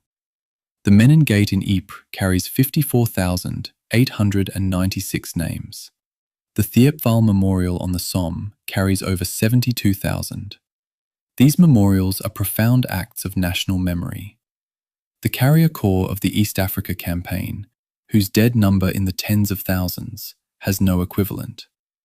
The Indian soldiers who died at Gallipoli and Mesopotamia and on the Western Front are commemorated in CWGC registers, but their broader cultural and political sacrifice has no national memorial in Britain proportionate to their contribution. The Menin Gate has a gate. The Carrier Corps has an estimated range with 100% margin of error. That is not a failure of record keeping. It is a record of what the institution valued. Chapter 10. The Sea War. There is a patrol log entry that I keep returning to, not because of what it describes, which is an act of maritime predation carried out with cold efficiency, but because of how it describes it. The log of the German submarine U-35, maintained by its commander, Korvettenkapitän Lothar von Arnold de la Perrière, during a patrol in 1916, records individual ship sinkings with the same handwriting, the same measured tone, and the same clinical detail as weather observations. A ship encountered, crew ordered to abandon, explosive charge placed, target sunk. The time between encounter and sinking recorded in minutes, 30 minutes, 40 minutes. On one particularly productive patrol, de la Perrière recorded 54 ships sunk in a single 3-week operation, a tonnage of more than 90,000 gross registered tons. By the end of his career in command of U-35, he had sunk 194 ships, totaling 453,716 gross registered tons. He is, by those figures, the most successful submarine commander in the history of naval warfare. His log reads like a business ledger. The business was the systematic destruction of merchant shipping. The naval strategy of the First World War is usually discussed in terms of the Great Fleets. Jutland, in May and June of 1916, brought together the British Grand Fleet and the German High Seas Fleet in the largest naval battle of the war, and one of the largest in history. The British lost 14 ships and over 6,000 men. The Germans lost 11 ships and roughly 3,000. By the count of ships and men, it was a German tactical victory. By any strategic measure, it was a British one. The German fleet returned to port and never again seriously threatened British control of the North Sea. It spent the rest of the war there. The decisive naval competition of the First World War wasn't fought at Jutland. It was fought for 4 years in the Atlantic and the approaches to Britain, between German submarines and the merchant ships that were keeping the island nation alive. Britain imported roughly 60% of its food in 1914. It couldn't feed itself from its own land, hadn't been able to do so at population scale since the agricultural revolution of the 18th century had been superseded by the industrial one. Every calorie that wasn't grown in British fields had to arrive by ship. Every ton of steel and timber and oil that kept the munitions factories running had to arrive by ship. The ships weren't particularly fast. They weren't armoured. They weren't, in the early years of the war, protected by anything more systematic than their own navigational choices. A German submarine running on the surface with its diesel engines could outpace most merchantmen. A torpedo fired from 300 yards away gave the target no viable response. The mathematics of merchant ship interdiction, worked through from first principles, strongly favoured the submarine. Germany declared unrestricted submarine warfare in February of 1917. Having tried it, pulled back under American diplomatic pressure, and now committed to it as a strategic necessity. The calculation, made by the German High Command in January of 1917 and preserved in naval archive records, was simple. If U-boats could sink 600,000 tons of Allied shipping per month, Britain would run out of reserves within 5 months and be forced to seek terms. The risk was American entry into the war. The calculation acknowledged this risk and concluded that American military mobilization would take long enough that Germany would win before American forces could be effective. The German High Command's estimate of American mobilization speed was roughly accurate. Their estimate of British economic resilience under blockade was wrong. April of 1917 was the crisis month. German submarines sank approximately 880,000 tons of Allied shipping that month, the highest single monthly total of the war, and close enough to the 1 million ton threshold that the British Admiralty's own models identified as catastrophic to produce genuine institutional alarm. In March of 1917 alone, roughly 1 ship in 4 heading toward Britain had been sunk.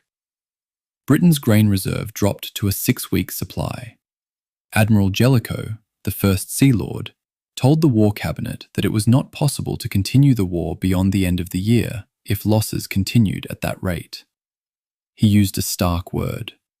The same word appears in several accounts of that meeting. Impossible. The man responsible for British naval strategy told the government the war was lost.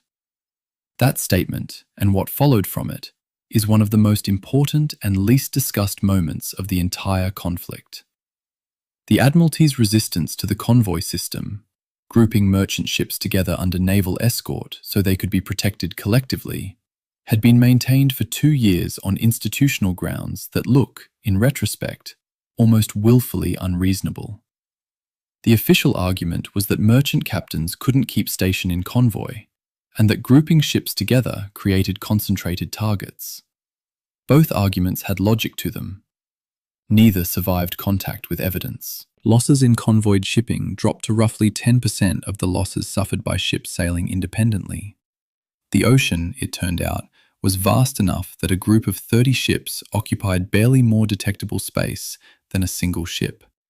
A U-boat searching for targets in the North Atlantic found empty ocean the overwhelming majority of the time, regardless of whether ships were sailing alone or in groups.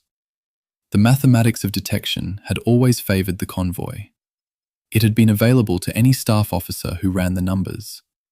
The 2-year delay in implementing it, during which hundreds of ships and thousands of men were lost, was a product of institutional conservatism dressed in technical language. That specific failure cost lives at a rate the archive can document. De la Perrière survived the war, served in the Second World War, and was killed in a plane crash in 1941. He was never tried for anything.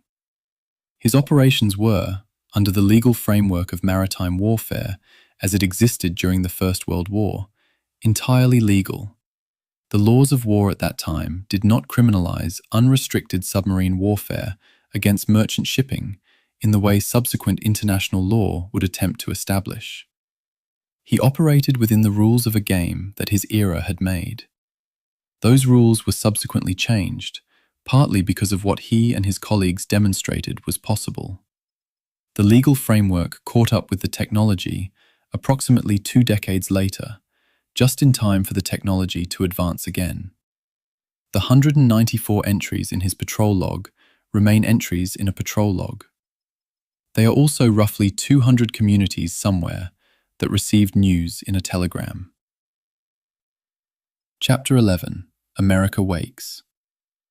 On the 16th of January 1917, in a cramped room in the Admiralty building in London known as Room 40, a British cryptanalyst named Nigel de Grey was working through an intercepted German diplomatic cable. The cable had been transmitted via the transatlantic telegraph system, routed, with considerable irony, through a cable network that Britain had partially controlled since the start of the war.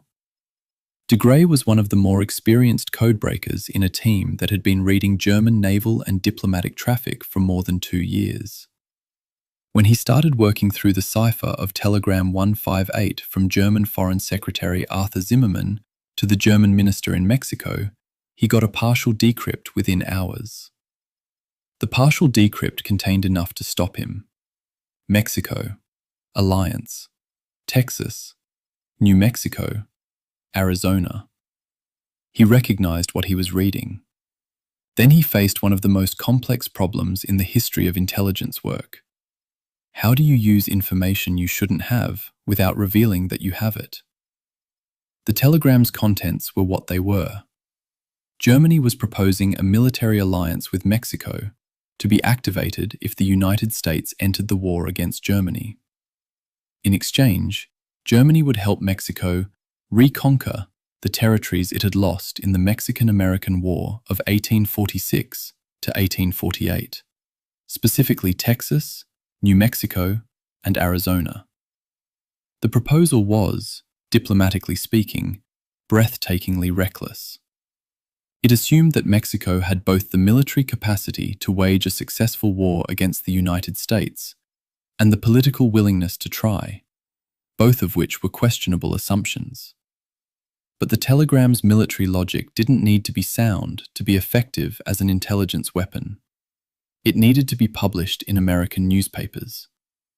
And if it was published in American newspapers, Germany would immediately know that its diplomatic cipher had been broken, would change its codes, and Room 40 would lose the intelligence advantage it had spent years building. The solution de Grey and his colleagues eventually constructed was to obtain the telegram a second time, through the commercial cable company that Mexico used to transmit German diplomatic communications internally, a route that Britain could more plausibly claim to have accessed through conventional intelligence channels rather than code breaking. The cover story told to the American government and eventually released to the press was that the telegram had been obtained through British agents with access to the Mexican telegraph system. The cover story was accepted. Germany's subsequent investigation concluded that the leak was through commercial cable traffic in Mexico, not through a broken cipher. The British successfully protected their code-breaking capability while weaponizing one of the most diplomatically significant messages of the war. It is, viewed purely as an information operation, a work of considerable craft. De Grey understood that the intelligence was only as valuable as the secrecy of its source, and he found a way to have both. The telegram was published in American newspapers on the 1st of March, 1917. It produced a specific kind of outrage, not the generalized European war outrage that American isolationists had been successfully managing for 3 years, but territorial outrage. Texas, New Mexico, Arizona. Those weren't European place names. Those were American states. The Zimmermann telegram didn't ask Americans to care about the Ypres salient or the Somme Valley. It asked them to care about their own Southwest. Woodrow Wilson had won re-election in November of 1916 on the implicit promise of continued non-involvement. His campaign slogan had been, "He kept us out of war." He declared war on the 6th of April, 1917. The gap between those two dates, roughly 5 months, contains the submarine campaign, the Zimmermann telegram, and the progressive collapse of the diplomatic framework that had, until then, maintained American neutrality. What compounded the telegram's damage to German-American relations was Zimmermann's own response when asked by journalists whether the telegram was authentic. He confirmed it. On the 3rd of March, 1917, 2 days after the telegram was published, Zimmermann stated publicly that it was real. He later gave a speech in the German parliament confirming it again. Historians have debated the reasoning ever since. The most persuasive explanation, based on the available German records, appears to be that Zimmermann calculated that denial would be more damaging than admission, that Britain and America could presumably prove the telegram's authenticity, and that attempting to deny it would discredit Germany more thoroughly than the content itself. He may have been right about that calculation, while simultaneously being catastrophically wrong about its implications. His confirmation removed any possibility of dismissing the telegram as British propaganda. It made it simply true. When General John Pershing arrived in France in June of 1917, the American Expeditionary Forces had precisely 0 combat-ready divisions. Not a shortage, 0. America had an army of roughly 100,000 men, a professional force, capable, but designed for a continental power that had not planned to fight a European land war at scale. Building the force required to be decisive on the Western Front. The 2 million men who would be present by November of 1918 required the Selective Service Act of May of that year, the registration of over 24 million men, the construction of 30 training camps that didn't exist, and a mobilization of American industrial production that dwarfed anything Lloyd George had managed in Britain. It also required ships, because the men had to cross the Atlantic. The German High Command's calculation had been that American mobilization would take too long to matter. That calculation was wrong by somewhere between 3 and 6 months, depending on which point in the campaign timeline you measure from. The margin between winning the bet and losing it was roughly 1 average quarter of a financial year. Germany lost. The Selective Service Lottery, the system by which the order of conscription was determined in 1917 and 18, was conducted by drawing numbered capsules from a large bowl in Washington, in full public view. The transparency was deliberate. The Civil War draft riots of 1863 had demonstrated what happened when the American public perceived a conscription system as inequitable. The lottery bowl was the government's answer, visibly random, publicly conducted, impossible to manipulate without witnesses. Over 24 million men registered. Roughly 2,800,000 were inducted. That ratio, 1 inducted for every 8.5 who registered, meant that the majority of the men who went through the registration process did not serve. The ones who did were determined by numbered balls in a bowl. It was, institutionally, the most transparent mass conscription system of the war. Whether it was equitable in practice, given the multiple exemption categories and the socio-economic patterns of who obtained them, is a question that subsequent American historians have answered with some precision. It wasn't. But the bowl itself, the public draw, the visible randomness, was genuine. It was a democratic institution trying to behave democratically in a situation that strained every democratic norm it possessed. Chapter 12. 1917. On the 24th of October, 1917, something in the region of 14 combined German and Austro-Hungarian divisions broke through the Italian Second Army's positions at Caporetto, in what is now the border region between Italy and Slovenia. The breakthrough wasn't just a military success. It was the near-complete dissolution of an army. The Italian Second Army lost roughly 290,000 men taken prisoner, 10,000 killed, and another 30,000 wounded in 2 days. Entire divisions simply ceased to exist as functioning military units. The Austrian and German forces advanced roughly 80 miles in 2 weeks, the greatest single advance on any European front since the War of Movement ended in the autumn of 1914. Among the German officers in the assault was a lieutenant named Erwin Rommel, commanding a small mountain unit that captured roughly 9,000 Italian prisoners using fewer than 600 men in a 52-hour operation. His after-action report, which he filed himself in considerable detail, describes an advance conducted at a pace that made organized Italian resistance effectively impossible. 1917 was the year the war nearly broke. Not in one place, everywhere, almost simultaneously. In the spring, the French launched what General Nivelle had promised would be the decisive offensive of the war, a massive assault along the Chemin des Dames Ridge in April and May. Nivelle had guaranteed breakthrough. He had briefed politicians and journalists with a confidence that, in retrospect, was either self-deception or institutional performance. The assault failed. The French army, which had been fighting without a decisive result for 3 years, which had bled at Verdun, which had watched the Somme, which was now being asked to walk into another fortified ridge because a general had promised it would be different this time, began to refuse. Not universally, not all at once, but across the period from late April to early June, a significant proportion of French divisions experienced what the military authorities called acts of collective indiscipline. Men would hold defensive positions. They would not advance. They would not be led into another frontal assault on a position that they had concluded could not be taken at any cost they found acceptable. The mutinies reached their peak in June of 1917 and were suppressed by Pétain, who replaced Nivelle and adopted a policy of limited, carefully prepared offensives combined with better food, better leave provision, and a fundamental pledge to the men that he would not spend them recklessly.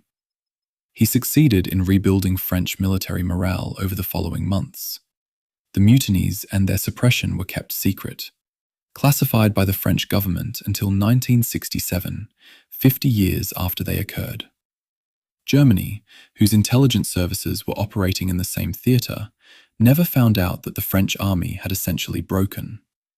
Had they known, 1917 might have ended very differently.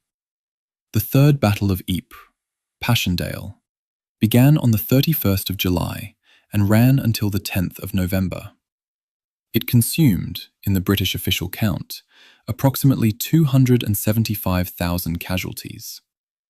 The name has become, in British cultural memory, synonymous with mud and futility, and the physical reality justified that association.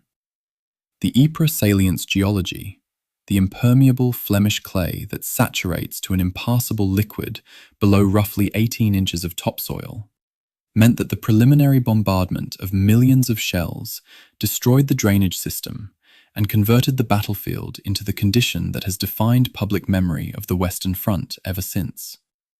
Men drowned in shell holes. Horses disappeared into the ground. Artillery pieces sank from their own recoil. The specific geological problem had been identified by British military geologists before the offensive began. The relevant reports reached planning staff. The offensive launched anyway.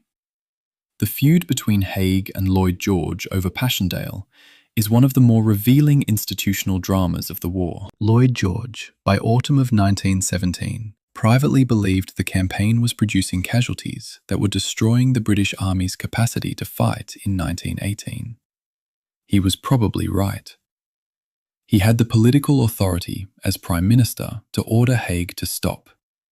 He didn't use it. Instead, he withheld reinforcements, creating a situation where Haig continued the offensive with diminishing resources, while simultaneously refusing to take direct responsibility for ending it. Both men share the moral weight of what happened in Flanders in those months. The war diary of the operations produced its own cold numbers, thousands of casualties per day, for weeks, measured against advances measured in hundreds of yards.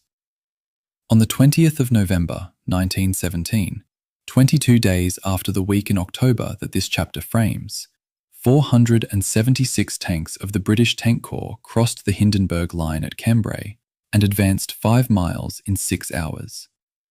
Church bells were rung in London. The breakthrough that 4 years of effort had failed to produce appeared to have arrived. German counterattacks over the following 10 days recovered most of the lost ground. The advance was not consolidated because the army didn't have the reserves to consolidate it, partly because those reserves had been consumed at Passchendaele. Cambrai is simultaneously the proof that the tactical stalemate was solvable and the proof that the strategic capacity to exploit a breakthrough didn't yet exist. It was a successful experiment that produced no lasting result and cost the same men who had spent 3 months in the salient mud.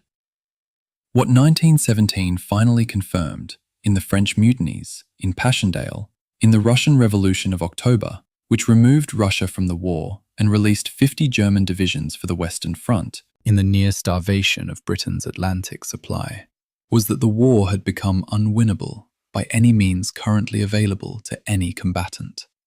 Germany couldn't break Britain at sea fast enough. Britain and France couldn't break Germany on land at all. Russia had collapsed.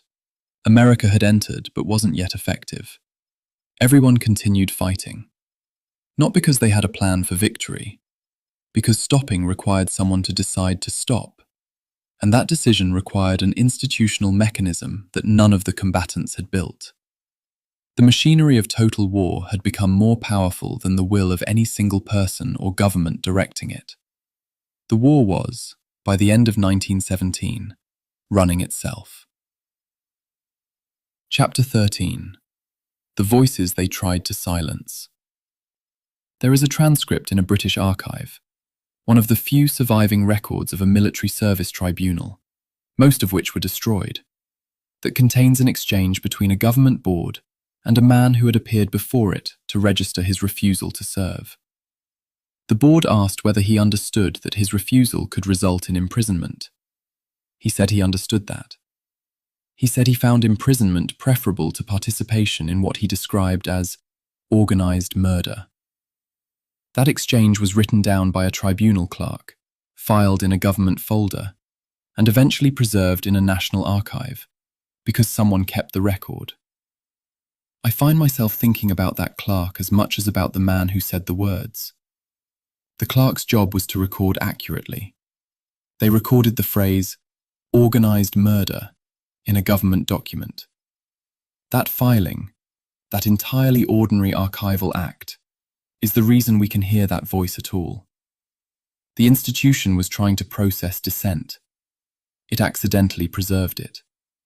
Britain was the last of the major belligerents to introduce conscription. The Military Service Act of January 1916 included, as a result of sustained pressure from liberal political groups and nonconformist religious organizations, a provision for conscientious objection.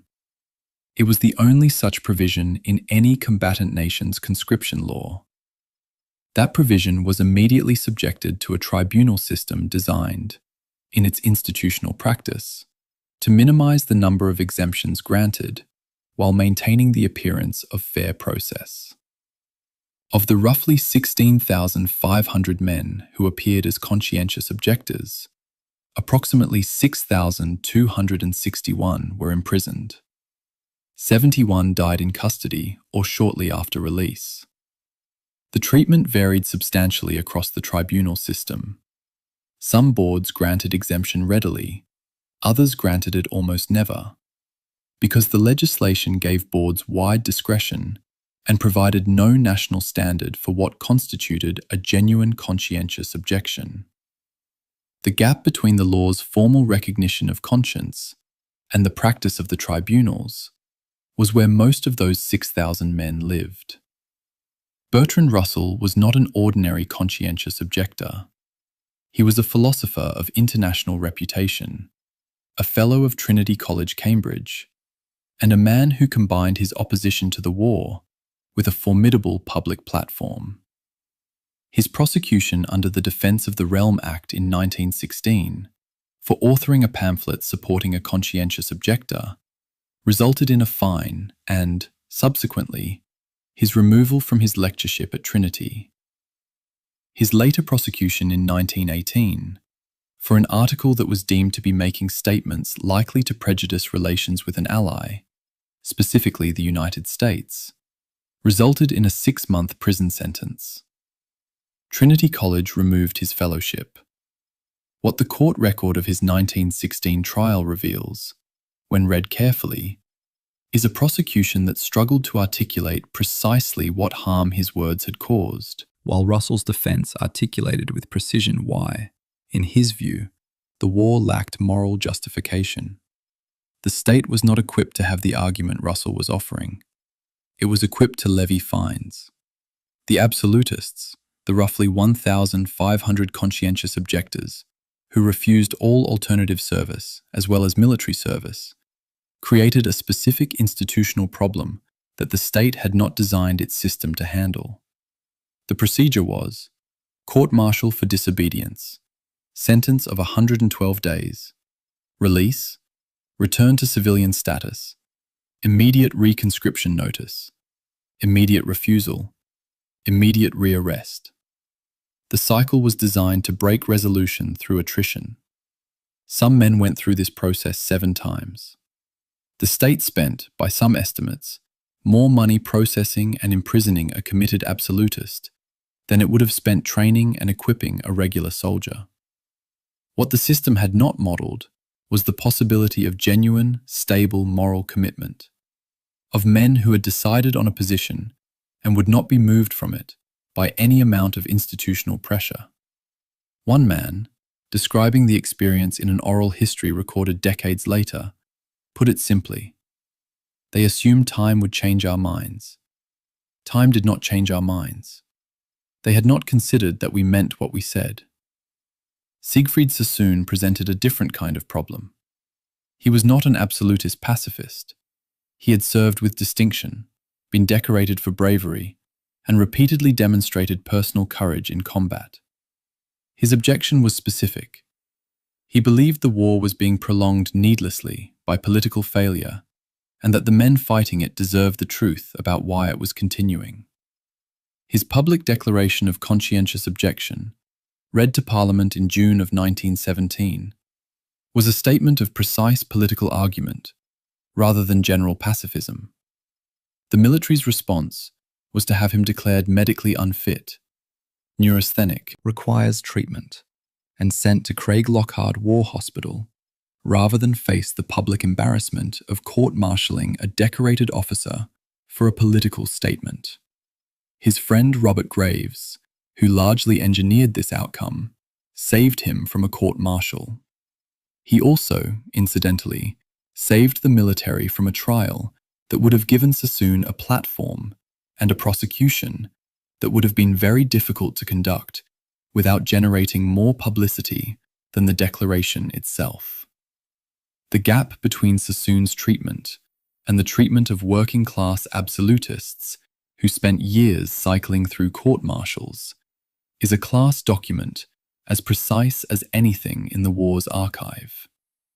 The No Conscription Fellowship, the organization founded in 1914 by Fenner Brockway and Clifford Allen to coordinate and support those who refused military service, operated throughout the war with full knowledge that it was under state surveillance. Its offices were raided. Its leaders were prosecuted. Its membership included people who would later serve in Parliament, lead trade unions, and, in one case, receive a Nobel Peace Prize. It was not a fringe organization.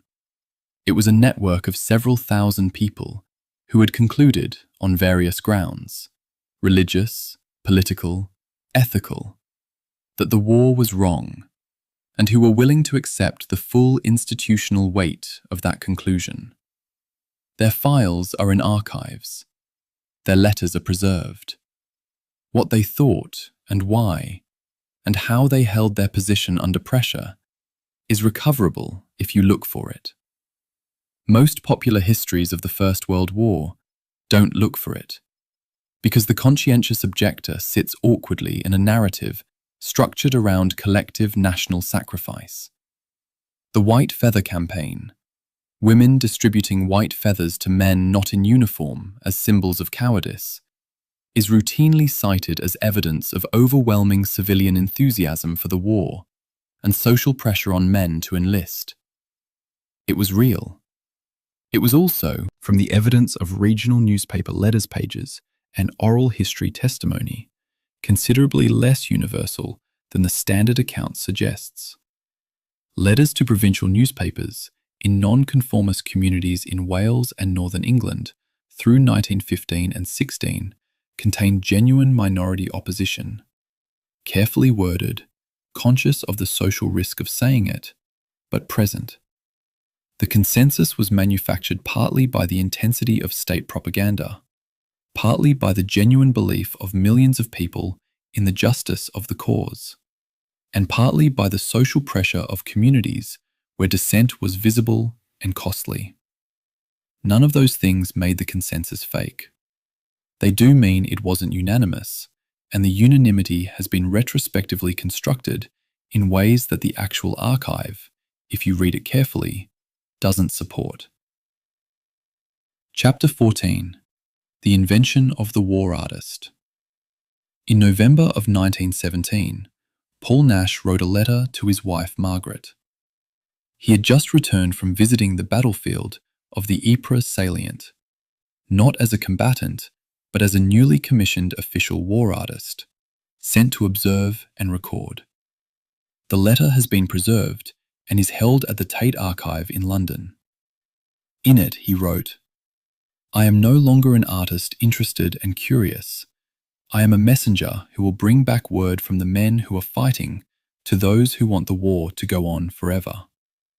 Feeble, inarticulate will be my message, but it will have a bitter truth." What I keep returning to in that sentence is not the modesty, the feeble, inarticulate, but the target. He wasn't writing to those who were unaware of the war. He was writing to those who wanted it to continue. He had already decided who his enemy was, and it wasn't the Germans.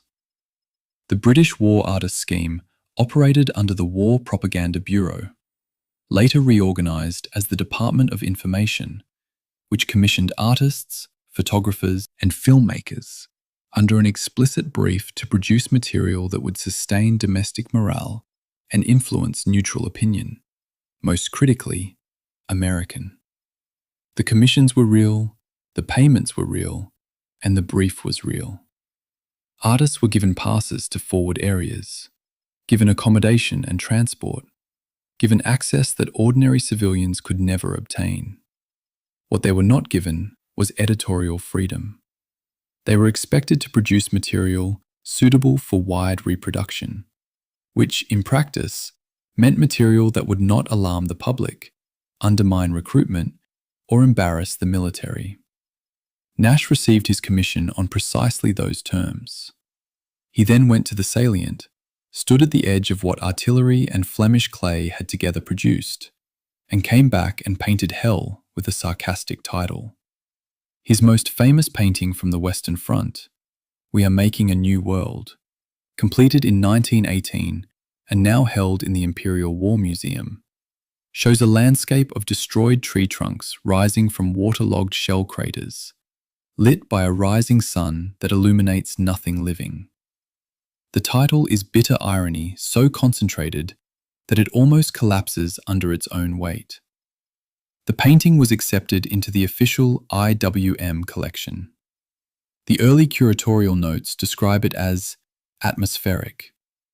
It is, of course, a picture of total annihilation, titled with the language of political optimism, and it was hanging on a government institution's wall while the war was still running. The gap between what the institution said the painting was and what the painting actually was mirrors, precisely, the gap this documentary has been tracking in official records throughout. The institution describes the thing one way. The thing itself says something else entirely. Photography on the Western Front operated under strict censorship regulations that shaped, with considerable precision, what the public could know about the war's physical reality. British Expeditionary Force press regulations prohibited the photographing of British dead. All photographs showing dead bodies in the official archive showed German dead, which had the perverse effect of making the British dead literally invisible in the photographic record, while German casualties were extensively documented. British courage existed in the archive. British sacrifice did not, visually. The men who died at Thiepval and Passchendaele were absent from the photographic record of those places because the regulations had decided their absence was preferable to the public seeing what had happened to them. It was a censorship regime calibrated not to the protection of military information, but to the management of civilian grief. The 1916 film The Battle of the Somme was seen by an estimated 20 million people in Britain within 6 weeks of its release in August of that year, making it the most widely seen film in British history to that point, and one of the most widely seen films anywhere in the world in that era. Much of its footage was genuine, filmed by cameramen Geoffrey Mallins and John McDowell, under considerable danger in the days before and during the assault. But a portion of the film, including its most dramatic sequence, Men Going Over the Top, was staged reconstruction, filmed at a training area well behind the lines. The reconstruction was incorporated seamlessly into the documentary without labeling. Most of the 20 million people who saw it had no means of distinguishing genuine footage from staged footage, and no reason to suspect the government was presenting reconstruction as documentary. The Manchester Guardian raised questions. The mainstream press praised the film's authenticity. The IWM's own forensic examination of the film stock, part of a restoration project in the early 21st century, confirmed the stage sequences. The film told a truth that included a lie. Whether it was, overall, honest or dishonest, is a question that the existing categories of truth and fiction don't cleanly answer. The painter Christopher Richard Wynne Nevinson submitted a painting to exhibition in 1917 called Paths of Glory. The painting showed two British soldiers, face down in mud, dead. Dead British soldiers. On canvas, submitted for public exhibition. The military censor banned it. Nevinson exhibited it anyway, with a strip of brown paper placed diagonally across the two bodies, stamped with the word censored in block letters. The painting became the most discussed artwork in Britain that year, not because people saw it, but because they were told they couldn't. The state's refusal to allow the image of British dead became, through Nevinson's act of framing the prohibition literally on the canvas, the very mechanism by which the image of British dead entered public consciousness. The censorship created the scandal that made the banned thing famous. It was, as acts of artistic resistance go, uncommonly intelligent. Wilfred Owen wrote the earliest surviving draft of Dulce et Decorum Est in October of 1917 at Craig Lockhart War Hospital in Edinburgh, where he had been sent for treatment of what would now be called acute stress disorder. The poem was addressed to a particular person. An early draft carries the dedication to a certain poetess, referring to Jessie Pope, who had written cheerful recruiting verse celebrating the war as adventure. Owen's poem describes a gas attack and its aftermath in sensory detail that literary critics have spent 100 years unpacking. What I find most precise about it is the address, that he was writing not at the war, but at the literature that had made the war possible. The cheerful, patriotic verse that had helped fill the trenches with men who didn't know what they were walking into. He was killed on the 4th of November, 1918, 1 week before the armistice. The telegram informing his mother arrived as the church bells of Shrewsbury were ringing to celebrate the peace. Both things happened simultaneously, within a few hundred yards of each other, the celebration and the news that there was nothing to celebrate. Chapter 15. The 100 Days. There is an operation order in the Library and Archives Canada in Ottawa that deserves more attention than the poetry anthologies and the requiem masses that usually stand at the end of histories of the First World War. It is a 27-page planning document produced in roughly 72 hours for an offensive operation to be launched on the 8th of August, 1918. It specifies artillery barrage rates calibrated to 100 yards every 4 minutes. It lists pre-positioned supplies, tank cooperation plans, aircraft tasking, and engineer stores. It identifies traffic control routes, medical evacuation procedures, and communication protocols. It is, in its accumulation of precise operational detail, a document that reads, and this is the thing I keep coming back to, as if the person who wrote it expected to survive. There is a confidence in those 27 pages that I hadn't encountered anywhere in the 4 previous years of documents I'd been reading. Not arrogance, competence. It reads like a man who had learned something. The man was General Arthur Currie, commander of the Canadian Corps. Before the war, he had been a failed real estate developer in Victoria, British Columbia, so deeply in debt from a property market collapse that he had misappropriated approximately $10,000 from his militia regiment's funds to cover personal liabilities. A fact that came to light in 1917, when the Canadian Prime Minister was informed and chose not to prosecute. He enlisted in 1914 partly, the historical record suggests, because the army offered him both purpose and a way out from his creditors. He ended the war as the most operationally effective corps commander in the British Empire's forces. The man who embezzled regimental funds to pay his mortgage planned the breakthrough that effectively ended the war. History doesn't offer tidier ironies than that, and it doesn't offer many untidier ones either. The 8th of August, 1918, became what German General Erich Ludendorff later called the Black Day of the German Army. The Allied assault at Amiens opened at 20 minutes past 4 in the morning, with 2,000 guns and over 500 tanks along a 12-mile front. By noon, the advance had penetrated 8 miles, more ground taken in a single morning than the British Army had captured in the entire 140 days of the Passchendaele campaign. Approximately 30,000 German soldiers surrendered on the first day. The tactical performance was the product of 4 years of accumulated failure, each failure examined and redesigned.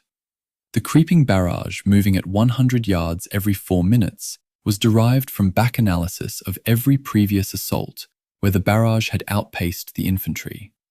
That specific timing figure represented the institutional learning of the war, expressed as a logistics variable. The tank-infantry coordination, after the partial success at Cambrai in November of 1917, had been rehearsed extensively in the weeks before Amiens. The aircraft ground attack tasking was genuinely new.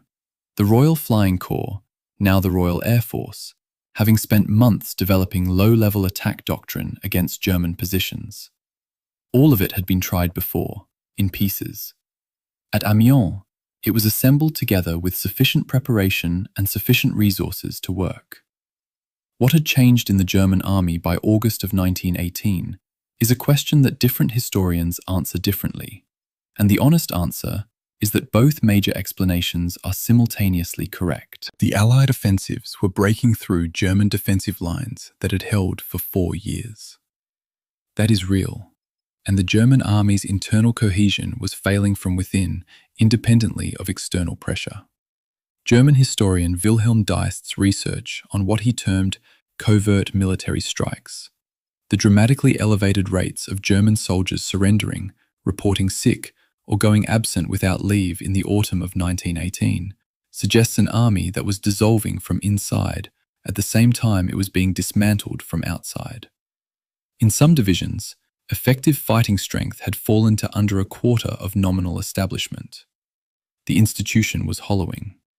The men who remained were still fighting, but the institution around them was no longer the army that had stood at the Marne in 1914. The armistice of the 11th of November 1918 was not a German surrender. It is important to say that clearly, because the failure to say it clearly produced one of the most destructive political myths of the 20th century.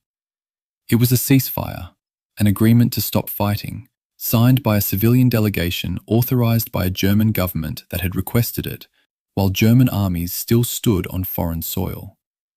The German military leadership, specifically Ludendorff and Hindenburg, had asked their government to seek terms in September and October of 1918 because they had concluded the war was lost.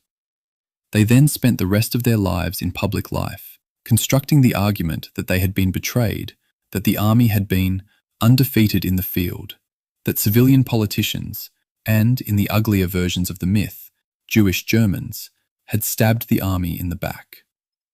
The documentation of who requested the armistice and when is unambiguous. Ludendorff requested it. The myth he subsequently built around that fact contributed materially to the political environment in which the Second World War became possible. He requested the end of the war. He then blamed other people for ending it. The 100 Days saw the Canadian Corps alone capture over 31,000 prisoners, more than 600 artillery pieces, and advance roughly 130 miles in 95 days of sustained offensive operations. Total Allied prisoners captured in the campaign: approximately 385,000 German soldiers, a rate of over 4,000 per day at peak. These numbers are the war's final verdict on its own logic. For 4 years, territorial gains had been measured in yards. In the 100 days, they were measured in tens of miles per week. The tactical revolution that Cambrai had previewed, that Amiens had proven, that the subsequent offensives had applied continuously, had finally found the combination of resources, doctrine, and institutional learning to sustain itself. The war had learned, at last, how to be over. It had taken 4 years and somewhere between 9 and 11 million dead soldiers to learn it. Chapter 16. The Arithmetic of Loss. There is a footnote in the League of Nations Statistical Yearbook of 1920. It appears below a table of military deaths by nationality, and it reads, in substance, the figures represent minimum verified totals, and actual totals may exceed estimates by 10 to 30%, depending on source methodology. That footnote is the most honest sentence in the document. It is the moment when an institution designed to count the cost of the war looked at what the war had cost and admitted, in a subordinate clause, that it couldn't tell you. Not because the records didn't exist, because the records were incomplete, incompatible across national systems, and in some cases, never created at all for the people the war had killed in the largest numbers. The standard range for military deaths across all combatant nations in the First World War is 9 to 11 million. That range of 2 million is itself a statement about the precision available. Germany's official figure of approximately 1,770,000 killed is generally accepted as a minimum. Some estimates reach 2 million. Russia's official figure is approximately 1,700,000. But estimates that include prisoners of war who died in German captivity, soldiers who died during the revolution and its immediate aftermath, and men whose deaths were never formally recorded, approach 3 million. France's figure, approximately 1,397,000, is considered by most historians to be reasonably reliable because French pension and conscription records were kept in enough detail to cross-check. The Commonwealth War Graves Commission's figure for British and Commonwealth dead, 908,371, is the most precise single-nation figure in existence because the CWGC was established for the specific purpose of counting and commemorating the dead. The precision is the institution's achievement. The 900,000 is the war's achievement. The civilian dead are, if anything, more uncertain.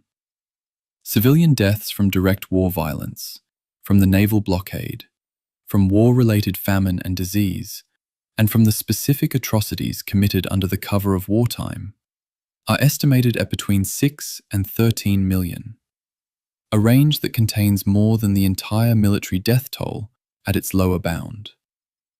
The British naval blockade of Germany and Austria-Hungary is estimated to have caused in the region of 400,000 to 500,000 civilian deaths from malnutrition-related disease, a figure that appears consistently across serious historical analyses and is sometimes raised higher by researchers using German mortality statistics. These are people who died because their food supply was cut off. They are almost never included in the tables labelled World War I casualties. The Ottoman campaign against Armenian, Assyrian, and Greek civilian populations, which peaked in 1915 and 16 and produced deaths estimated at between 600,000 and 1.5 million, overlaps chronologically with the war and is causally connected to it. Whether those deaths are counted as WW1 casualties is a definitional question, not a factual one. The definitional choice changes the total death toll by hundreds of thousands. The Spanish influenza pandemic of 1918 and 1919 killed somewhere between 50 and 100 million people globally. The uncertainty in that estimate alone spans a number equal to all military deaths in both world wars combined. The pandemic was amplified by the war.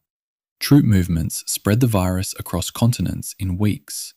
Overcrowded military hospitals created ideal transmission environments. Malnutrition weakened immune systems.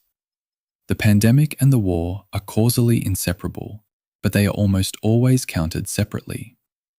If the influenza deaths attributable to the war's amplification effect are included in the war's cost, and there are reasonable epidemiological arguments for doing so, the First World War becomes the deadliest event in recorded human history.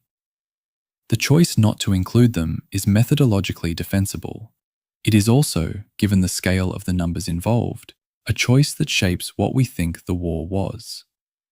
I want to spend a moment with a specific number because I think it deserves the attention.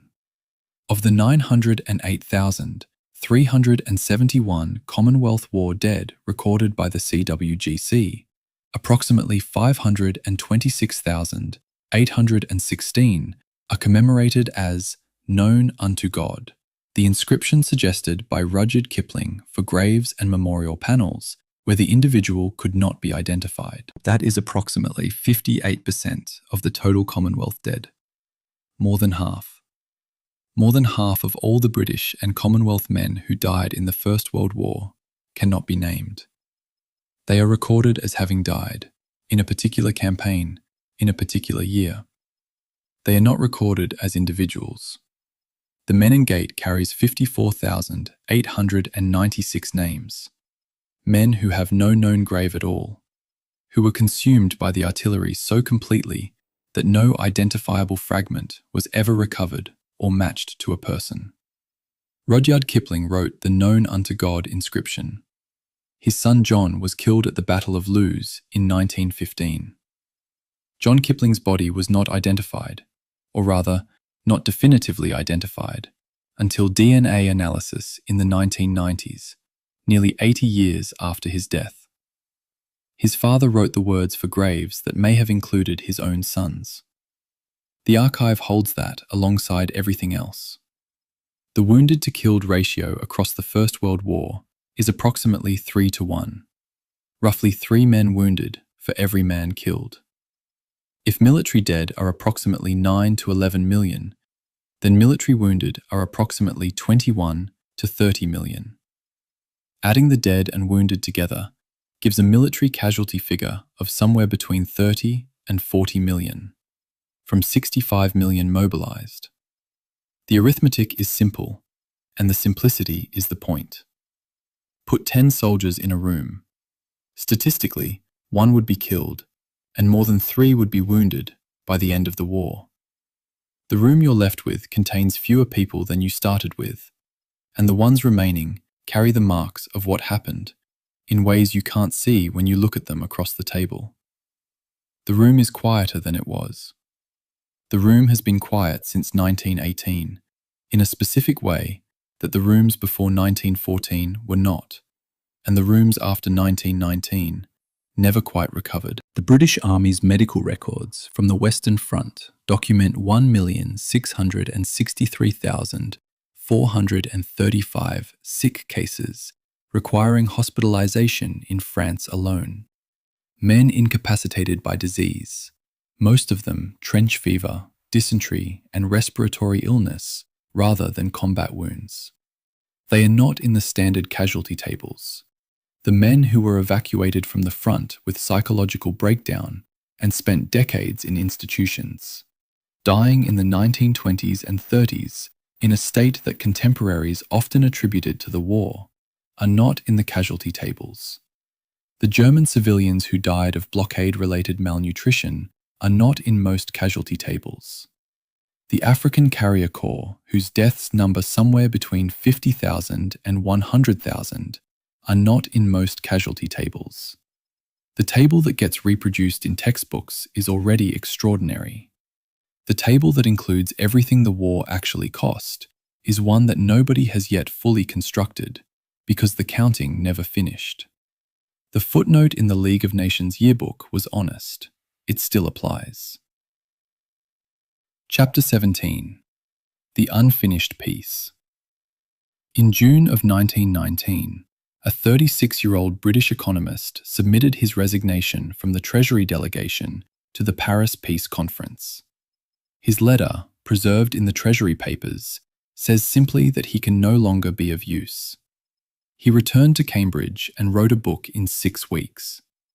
The book argued that the peace treaty being constructed in Paris was not merely harsh, but actively self-defeating, that the reparations demanded of Germany exceeded what Germany could pay without destroying the German economy, that a destroyed German economy would destabilize Europe, and that a destabilized Europe would produce, in time, consequences worse than the war that had just ended. The book was The Economic Consequences of the Peace. The economist was John Maynard Keynes. It sold 100,000 copies in its first year. It was translated into 12 languages. The peace conference continued regardless. The treaty was signed on the 28th of June, 1919, 5 years to the day after the assassination of Franz Ferdinand.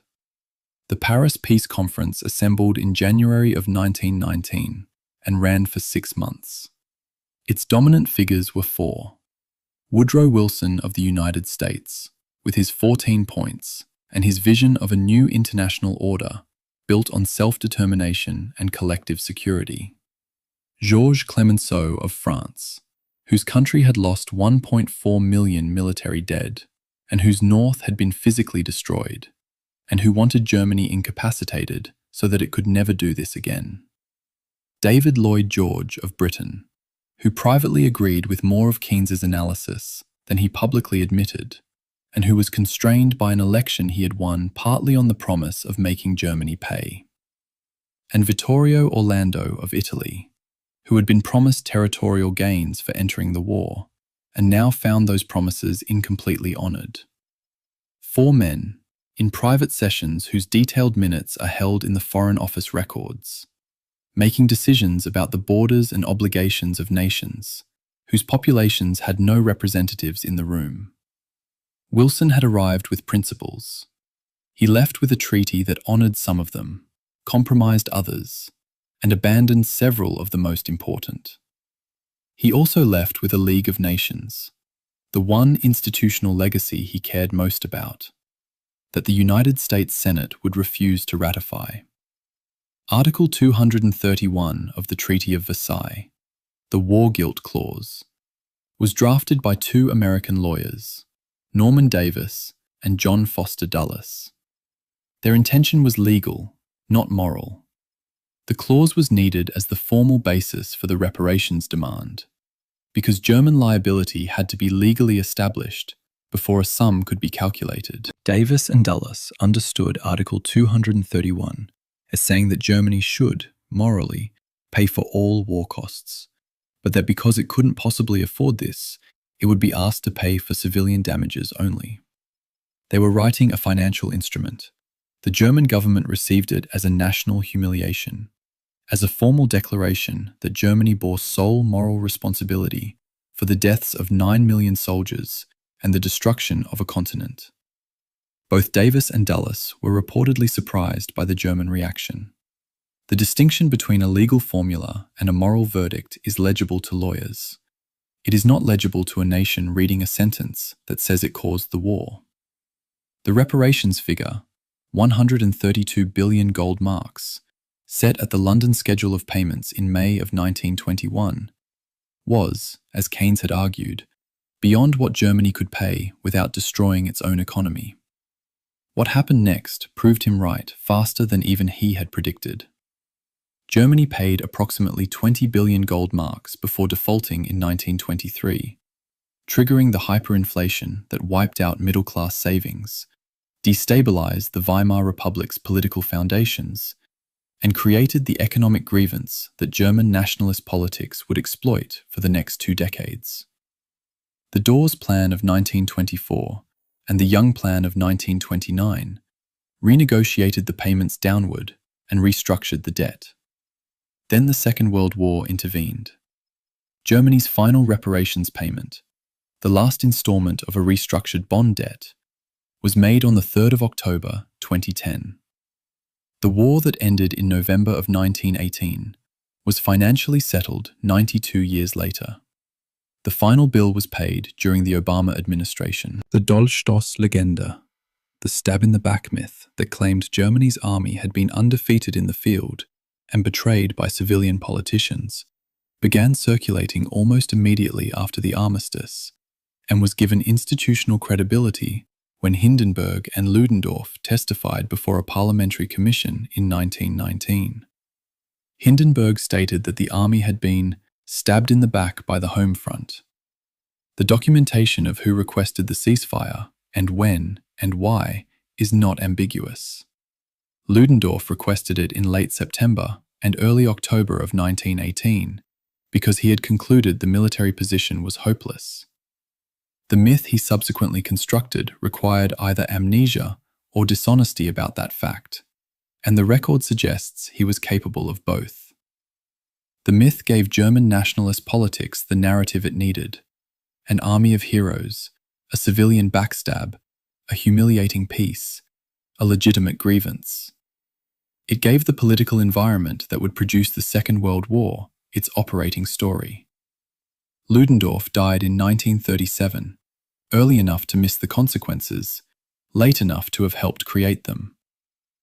Woodrow Wilson's 14 points: the framework of self-determination, open diplomacy, freedom of the seas, and collective security that he brought to Paris, survived the peace conference in a degraded form.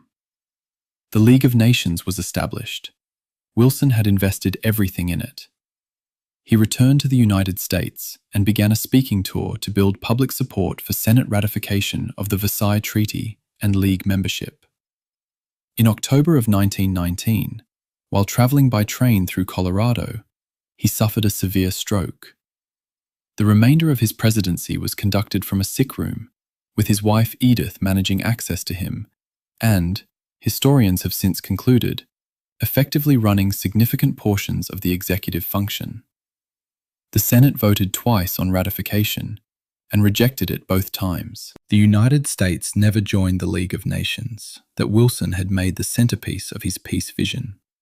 He was awarded the Nobel Peace Prize in 1919, the year the Senate first rejected the treaty. He died in 1924. The institution he had created to prevent another war excluded the country that had been most influential in ending the one just finished. I want to end not with the armistice and not with the peace treaty, but with a gap, a specific, measurable gap between what the war created and what the peace was able to address. In 1914, the European state system had no mechanism for resolving the cascade of mobilization commitments that turned an assassination in Sarajevo into a continental war in 37 days. In 1919, the League of Nations was designed to provide that mechanism, a body to which disputes could be referred before they reached the mobilization stage. The League had real achievements in the 1920s. It failed, structurally, because the great powers retained the right of veto, retained national armed forces, and retained the option of acting outside the League when their interests required it. The gap between the principle of collective security and the practice of national sovereignty was never closed at Paris. It is not closed now.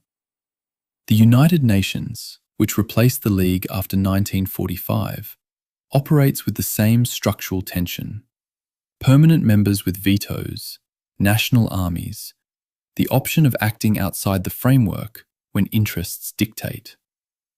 The architecture of the post-war order built in 1919 and rebuilt in 1945 contains the same unresolved contradiction that the war itself exposed: that sovereign states cannot voluntarily subordinate their military decisions to a collective authority while they retain the capacity to act alone. The war that began with a wrong turn on a Sarajevo street in June of 1914 did not end with the guns falling silent in November of 1918. It ended, if it has ended, in increments across the century that followed. It ended, partially, when Germany made its last reparations payment in 2010. It ended, partially, when the last veteran died. It ended, partially, in the post-colonial settlements that are still being negotiated in the territories reshaped by the Sykes-Picot Agreement and the Balfour Declaration. It hasn't ended in the unexploded shells still surfacing annually in Belgian fields, or in the Zone Rouge around Verdun, where the chemistry of 1916 still makes farming impossible, or in the structural tensions of the international order that the peace of 1919 tried and failed to resolve. The war broke the modern world. The modern world has been living in the fracture ever since. Not because we haven't tried to repair it, because the fracture runs through the load-bearing wall.